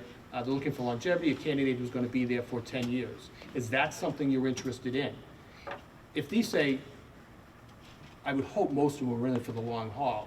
The other question to ask them too is development of other candidates below them. I always like to think that when a police chief gets into a chief's job, that they're developing the personnel below them to take their place. There are some times in a police department, you should be looking outside the PD to bring someone in, and there's sometimes it should be an internal candidate. I've been a police chief for 14 years, I'm a seated chief now. When they brought me in, there was a reason why they brought me in. When I leave, when I retire, they won't bring a person in, because there's internal candidates, because my job was to develop them to take my place. They don't need to go outside now. For the question that you're asking about longevity, that's a question we pose to the candidates when they're putting in for the process, whether it's in the written question that we ask them, the written essays, or if it's in the oral board questions, we ask them then. But to answer, we don't track beyond 1 year. I'm always calling the TA or TMA, how's he working out, or how's she working out, any problems. Beyond that, we don't track, because some chiefs will stay there. We've done assessment centers, the chiefs, they're still there. The other thing too is, I know what it's like to be on the other side of the table from an assessment, because I've done them.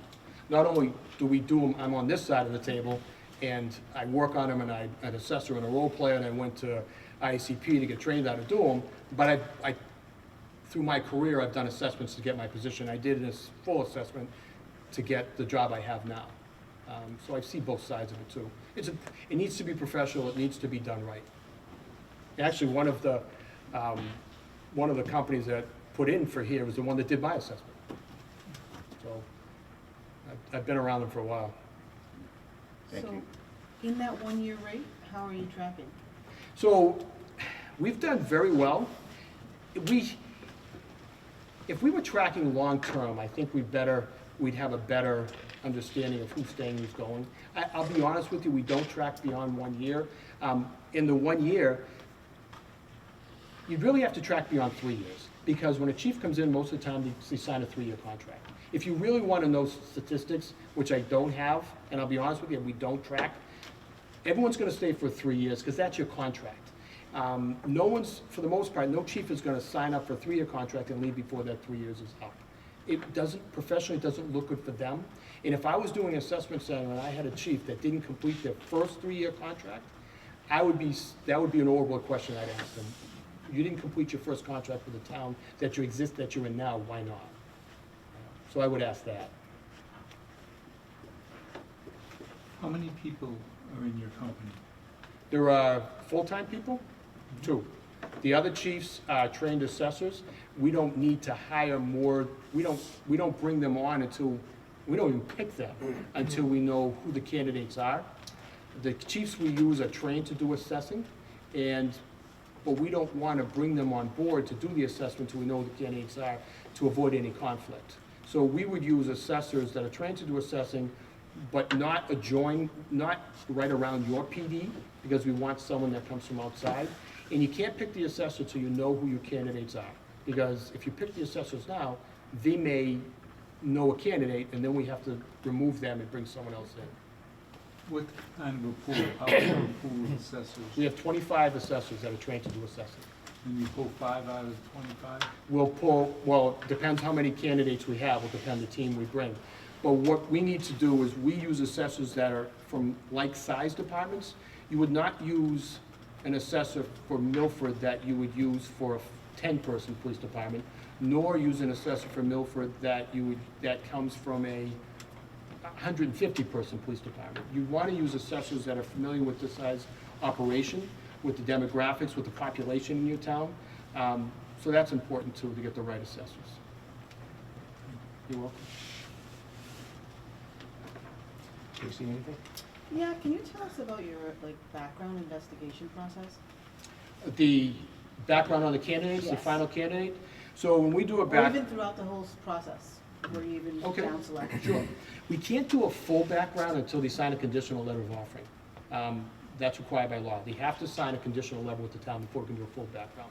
We do preliminary searches. So some of these people that we'll be putting in for these jobs will know because they've been in other assessments that we've done, other processes that we've done.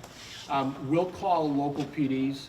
Being a seated chief and being a past president of Mass Chief and being president of the Mass Chiefs Police Accreditation Commission, I know a lot of people in the state.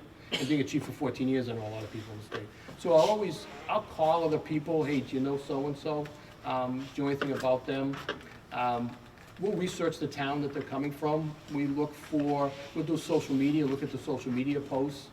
We can do that without stepping up to the line. You can't do financial checks, you shouldn't be doing transcript checks, pulling their college transcripts. You shouldn't be doing neighborhood door knocks, you can't go through their personnel files. You shouldn't talk to their current TAs or anything until after they sign the conditional letter. But what we try to do is make sure we've done enough research on this candidate that if they are put forth as the candidates, the town doesn't get any mud on their face because something comes up in the background. So we do preliminary checks to make sure nothing is last minute thing gets thrown up. Thank you. You're welcome. I was just listening to him, and, the points of interest that you articulated on, I said, this guy's a police chief out west. So I was impressed with the knowledge that you knew internally about the questions that you asked, that right on the money, so I'm good with the questions. So, thank you. Yeah, Chief, thank you for coming on. Just, time to finish, timeline average from, when you start to maybe when we hire someone? I know there's internal issues and such, but, So it takes, we advertise for 30 days. Yep. It kind of depends on all of you. If we can get the announcement out, drafted and out, and it goes around everyone, if everyone's satisfied with it, we can do that within a week's time. yeah. That's 1 week, and then you push it out for 30 days, announce for 30 days. So now you're up to 5 weeks after the announcement. While the announcement's out, we work on the questions, the written questions, the essay questions we're gonna send out. So that probably back and forth amongst everyone, a week. And then when they get there, once the candidates are picked from the resume, they get a week there. You're talking probably 12 weeks, Okay, 10 to 12 weeks. nice, thank you. Chief, would we be dealing with you? Let's say you were, For this one here, I would be the project manager on that. Chief Sampson's gonna be involved in this one, if we were to do it. You would see him on the oral boards, you'd see him on the meetings, but if it's in-person meetings, then you get me. Okay, thank you. You're welcome. So obviously, there's a lot of need for new chiefs across Massachusetts. That being said, with everything that you've been seeing, in a town of our size and makeup and proximity to where we're located, what would you see would we have difficulty finding good candidates? Most of your candidates who are gonna put in for this are either a seated chief in a small community that wants to come to a larger community. Maybe they've been in their community for 5, 10 years, 12 years, maybe they're a chief and they wanna come to a larger community, something a little bigger, something with a little more resources, more personnel, more diversity. So maybe they're looking for something like that.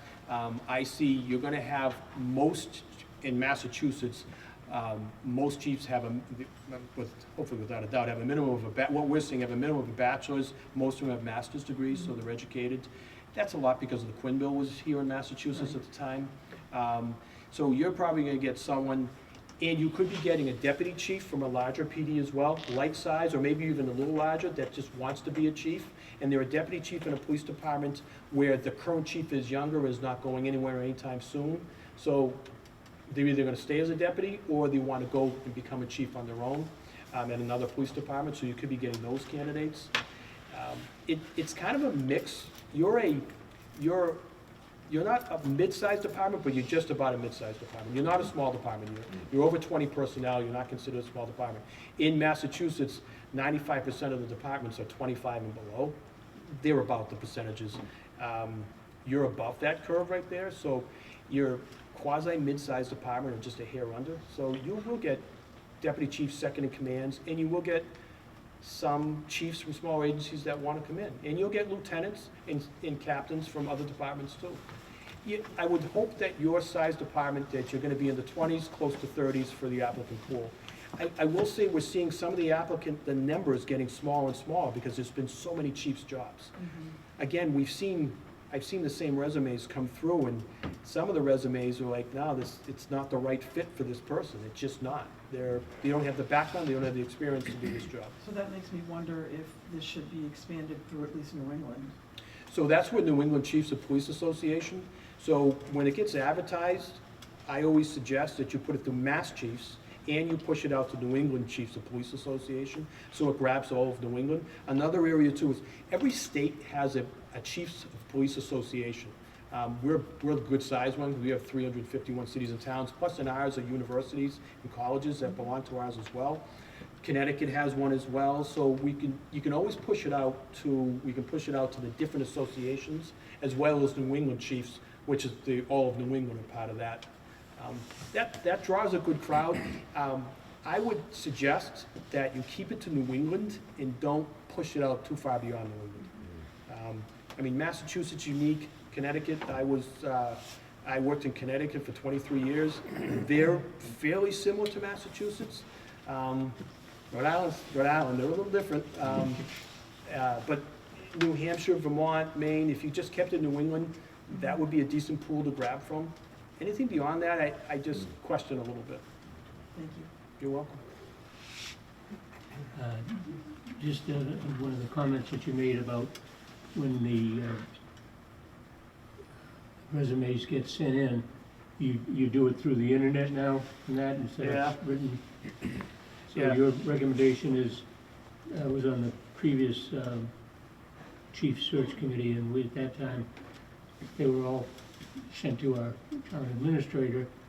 We could do it to the HR person, and they were kept in confidentiality because they just came in and they didn't go anywhere because we didn't want any potential leaks or Correct. things to get out there ahead of time. And, you know, we've signed, where we got supposed to talk about it too, so we can't, and that, but, you know, Milford's a small town, you know, it's 30,000, and, my thing would be that it's, basically, if it goes to, our HR director, that she would just keep them, or your comment was that she would do some of the basic work, or? We normally like all the resumes. On the bottom of the announcement, it will say, send your resume as PDF with the cover letter as one PDF document. Because if not, they get a cover letter and a resume, and you're trying to marry them up. Send them as one document to HR, and we name the HR, we name the email it's gonna go to. HR director will set up a Excel spreadsheet, the date it was received, the name of the candidate, telephone number, and their email. And I also like to put in, and I work with the HR on this, the current department and their rank. So, and we ask HR to hold on to them.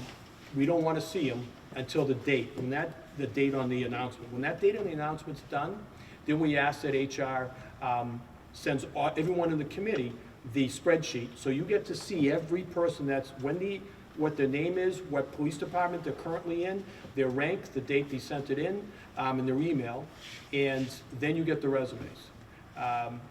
We always ask that the group, a lot of the groups will sign a non-disclosure, they won't talk about it, which is very important because these are people's professional careers that we're talking about, so we always try to keep it very close. But HR holds on to all of those until the last date, then it gets released. Okay with it? Every day. Every- It's just part of the whole thing. It is. And it's easier if it gets, one person collects all. Ms. Running? Yeah, in your search for a proper applicant, how often have you had to deal with political intervention, and how have you handled that?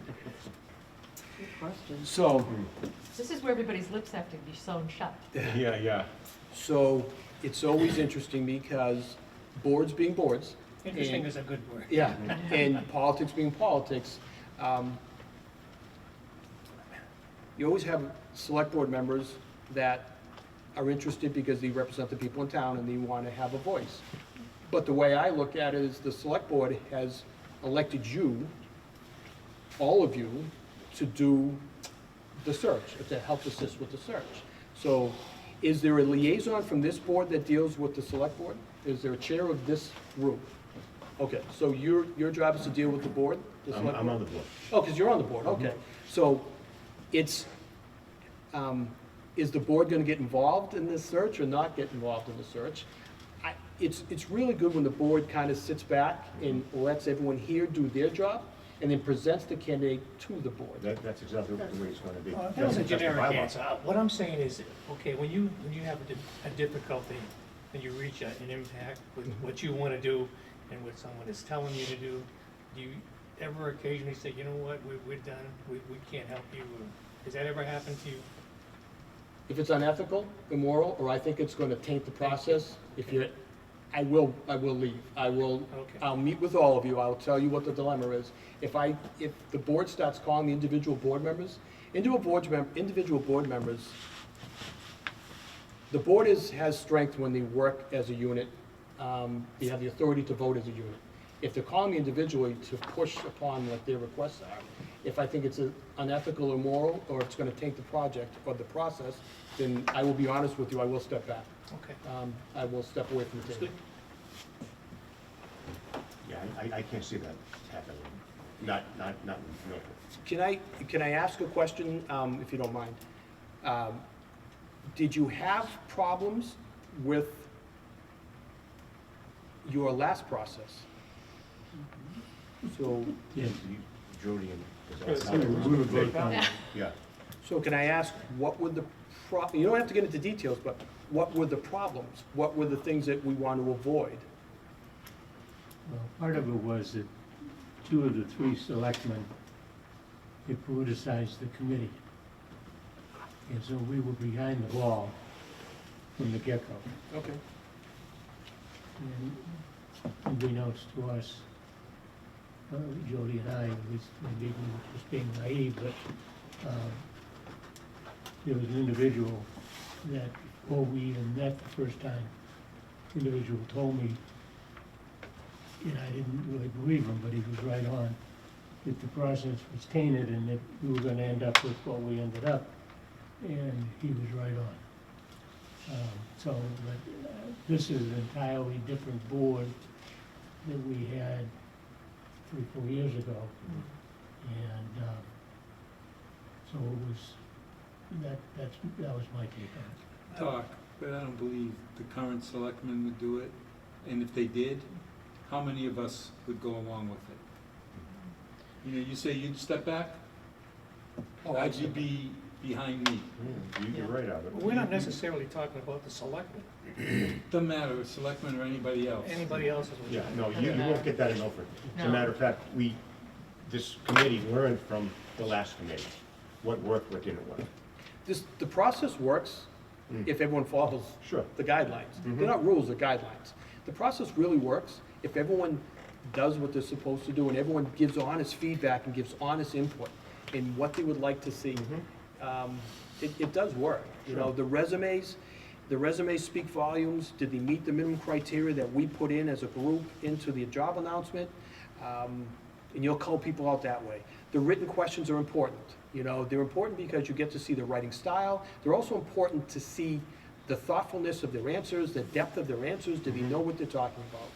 The Zoom oral board questions, the oral boards are important. Now you get to see, you get to put a name, face to the name, and you get to ask them questions that maybe they said and they're written and maybe on the resume, so you get to clarify that. And then the assessment center, that's the game day. The assessment center, you get to watch, see how they interact, whether it's a social justice question, whether it's a budgeting question, whether it's a complaint, a neighborhood complaint question, whether it's a personnel issue. You know, it really, you get to see them interact and you get to watch how they act. So when you put them all together, in the assessment center, it's another tool to use. Each step along the way is a tool to find the right candidate.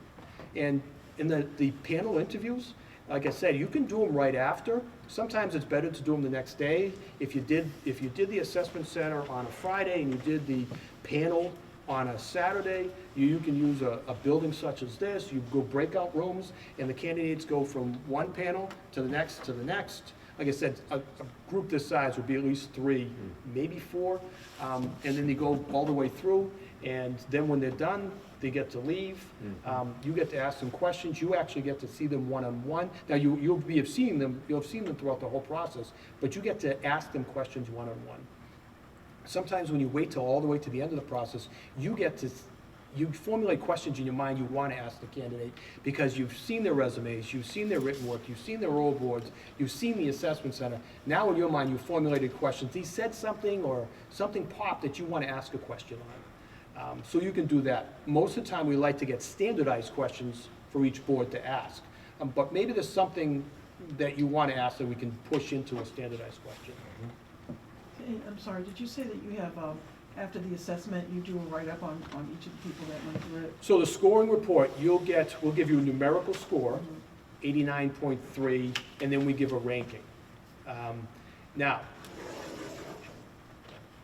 this is the problem with, not the problem, but when we talk about that,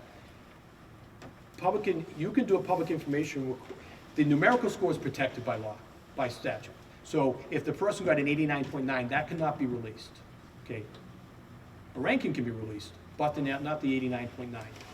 so when we give the score, it's the ranking, it's a numerical score for each candidate, it's how they did on each exercise, and we do a little bit of a write-up about the candidate. The candidate has 15 years' experience, has a bachelor's degree, a master's degree, their answers were this, this, and this, the assessors found them to be this, this, and this. So we give a little write-up for each candidate. Is there a minimum level that each candidate should reach to be really considered a good candidate? The assessment center will tease that out.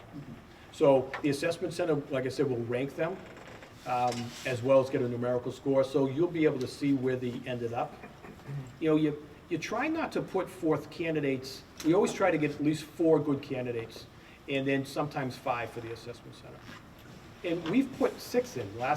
We had 6 really good candidates that we put forth in the last assessment center that we did, and we had 2 teams, which was good because 2 teams give 2 different opinions. That's 6 chiefs. Each candidate gets graded 125 times when they go in front of an assessment. In one day, it's 125 times you get graded. We look at stuff such as oral communications, interpersonal skills. We look at judgment, police ethics. So we have a whole list of KSAPs, dimensions that we look at when we do the assessment centers. So the assessment center personnel, they're all chiefs? They're all chiefs. Chief, did they explain the dynamic of our committee to you, just so you're familiar with? No. Okay, so, and correct me if I trip, so there's a bylaw in Milford about the chief selection committee, and there's 12 positions, and each of the positions is, I should say, suggested that, you know, Mass Police Association Union President, Chief of Police, town meeting members, et cetera. So we have a mix of retired deputy, current chief, union, citizens, HR, et cetera. So this is the citizen board, if you will. This is the 12-member citizen board. That's by charter? This would be the citizen board. Yeah, that's by town meeting bylaw. Chief, So- you retiring? I apologize, I didn't even know you retiring? Yeah, it looks that way. Yeah. Congratulations. 40 years, so. I was gonna say, he's got time. Yeah. And how long have you been retired, Deb? 37 years. How long have you been retired now? Oh, 10, Good for you. 37 years done. I got 39. I'm getting ready. Chief, I apologize, I missed where are you now? I'm a chief in Hamilton. Hamilton? So before I was in Hamilton, I worked for the Connecticut State Police. I retired as chief of staff to the colonel.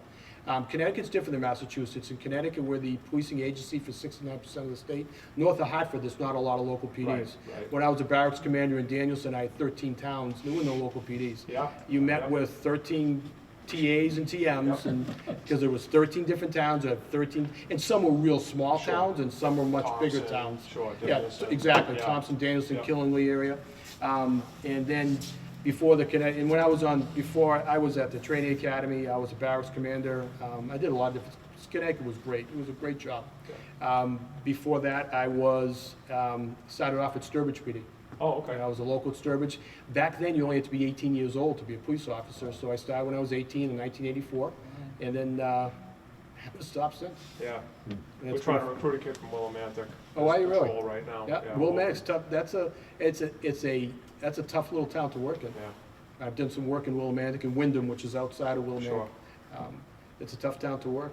My father was he was a Bellingham police officer, and then he was on the Mass State Police. He retired off the Mass State Police. My brother was a Moorhead City police officer in North Carolina, and then he was on the Connecticut State Police, and he retired as a detective sergeant. Bellingham, Mass. Yeah. Me and him too. Were you started there? Yeah. We No both kidding. did. Yep. He went to the state police in '68, and he started in Bellingham when he got out of the Marines. He was there from '66 to '68. Yeah. Wow. I noticed you do a lot of sergeants promotional stuff too. What would you say, percentage-wise, sergeant compared to chief? Is it kind of an even scrap across the board with what you guys do as far as the promotional to sergeant, promotional to chief? So normally, I would say, if you asked me that question 2 years ago, I would say we're doing lieutenants, sergeants assessments, promotional assessments a lot more. Now, in the last year, I mean, we've done, in the last 16 months, what have we got, 8, 9, 15? We've never seen a turnover of chiefs as we've seen now. You know, since COVID, it's just changed. Reform, yeah. Yeah, police reform. Absolutely. it's changed, and anyone who's been in the seat knows it's different now. It's a different way, and not that it's necessarily, I was the president of Mass Chiefs when we started getting into, in 19, and we bled over into 20, and then I was on the board as the past president in 20 and 21. We were pushing for post. As a police organization, we started pushing for a post in 2013, but the politicians didn't want to hear anything about it. And why did it take a tragedy to happen before they actually wanted to do something about it? You know, we've been looking for a post commission for years now. Sure. 2013, we pushed a study up, and there was no traction for it. They didn't want anything to do with it. But it had to take a senseless act to finally get it through. Sure. I don't want to get too political. Chief, Please. question. So after the assessment center, and say we interview 5, 6 people, whatever on that, you're gonna give us the ranking, and we say we wanna interview 3 people. So you would give us 3 that you, So if we put four people to the whatever. assessment, we'll rank all 4 of them. Right. okay. And you get to interview the top, it's really up to you guys. Yeah, we wanna go 4, you wanna go 3, Yeah. whatever, yeah. I always say, if we push 4 through the assessment, and we talk in this panel itself, Right. I say, interview all 4 of them. Just Yeah. have all 4 of them come through. Sure. Sure. And that way you get Yeah. you get a better insight of the candidate. It's, I gotta tell you, it's about knowledge. What does the candidate know, their knowledge, their strengths and weaknesses, and it's also about fit. Every police department's different, every city and town is different. It's gotta be a little bit about the fit. You know, it has to be the right fit too. And it's important. Do you have any questions of us? What is your timeline, chief? When are you leaving? September 30th. So when did you wanna have this person in place? I'm pushing for the middle of September. That's very doable. Good, That's actually extremely doable. that's great, it's great to hear, yeah. Because we have to give 3 to 5 to the board, and then. Well, it's up you to guys- us, we Yeah, could say 3. right. And That's then our you right. make You a know. decision from the 3. Yeah. Or the 4 or the 5. Yeah. Yep. Well, the other thing, Mr. Chairman, that we have to think about too, that's a good timeline, is that if it's September 15th or 20th or whatever, Yeah. and we select somebody, they're not gonna come on the next day. It's gonna take about a month Exactly, yeah, yeah. for that, so, Yeah, sure. you know, the chief, you might end up Yeah, and being that- here a little bit longer. That's where the chief will stay a little longer, right? Only if you want though, chief. Yeah. I'll act, you know. But we could do it sooner, Oh, we could do it, I knew that was right, right, coming. that can even be sooner. right? Well, You know. looking at think what's we'll ahead, deal and with we've got that. summertime coming up and with holidays and everything else, and everybody else's schedules, I try to be a little bit more practical, and I wouldn't, it'd be nice No, to do like I early, said, but I don't think that's gonna happen. It would be ideal for the middle of September, but if it's sooner, it's even better. Yeah. But we can, you know, If it's a seated chief, you also have to, in a lot of contracts for seated chief, there's a language in there that talks about how many weeks they have to give notice to the town. Like my contract I have so many weeks I'd have to give notice to the town. Right. So that could play a little bit of a role into it too, if it's a seated chief. sure. Yeah, but with all due respect, Please. if we make an offer and the guy says, I'll quit and leave tomorrow, we picked the wrong person. You True, did. Albert. You did. I mean, let's face it, we want somebody with integrity. Right, You- right.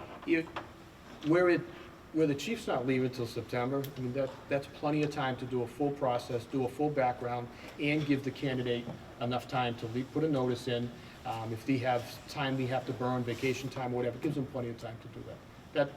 That's not so bad. There are some assessments that the chief's leaving at the end of May. It's like, that's hard to get everything in place for that. Yeah. And that's why we always That say, one that they're talking about. you can get an interim. End of September. September.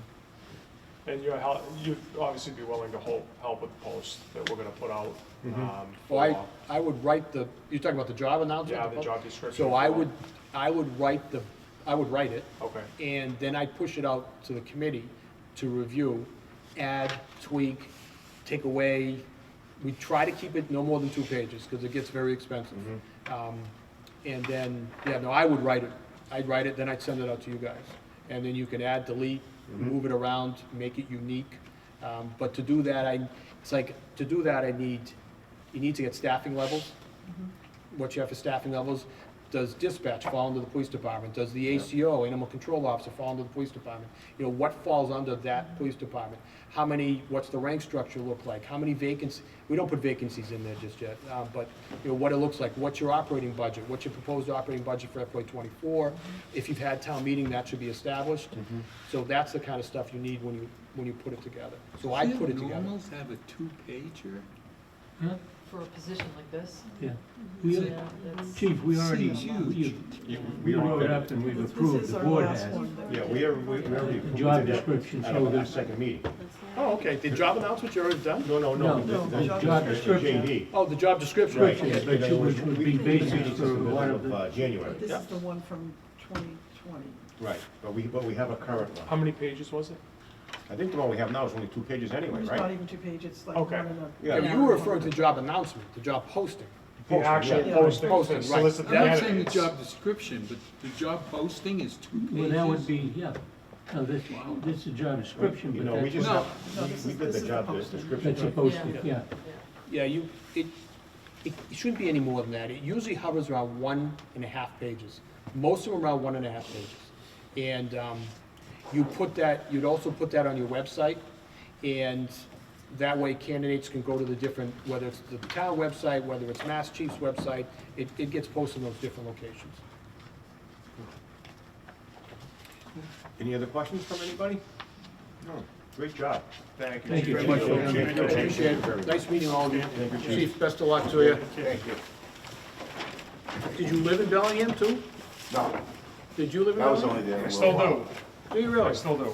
I used to live on Janine Road in Bellingham, which was, there were cookie cutter houses. My father was on Bellingham PD, and they were on slabs, they didn't have basements. The Weathersfield area. The Weathersfield, exactly, the Weathersfield area. Milford might have a couple of cops that live in that area, Chief. Yeah, I grew up 116 Janine Ave, and when we did the assessment in Bellingham, I couldn't believe how built up it is Oh, now. yeah. Oh, yeah. And It's it's unbelievable. huge. Yeah. And some of the industrial parks, and some of the concerns of the citizens in town were the trucks that park on the side of the road, waiting for the industrial parks to open. Maple Street. Yeah. Yeah. Folks, thank you very much, it was Thank- nice thank meeting you you all. so much. Take care now. See you now. Nice seeing you, Chief. Presentation. We have, That's easy for me. Jeez, our let me- discussion. It's easy for me. videotape. Take too long to deliberate. You should really deliberate for about 30 What we're gonna do, Yeah, that was easy for me. right now, we should have a motion to adjourn, Okay. and then we'll talk later, okay? Yep. Motion by Albert, I'll Second. Second. second by Jody, all in favor to adjourn? Aye. Right. Thank you.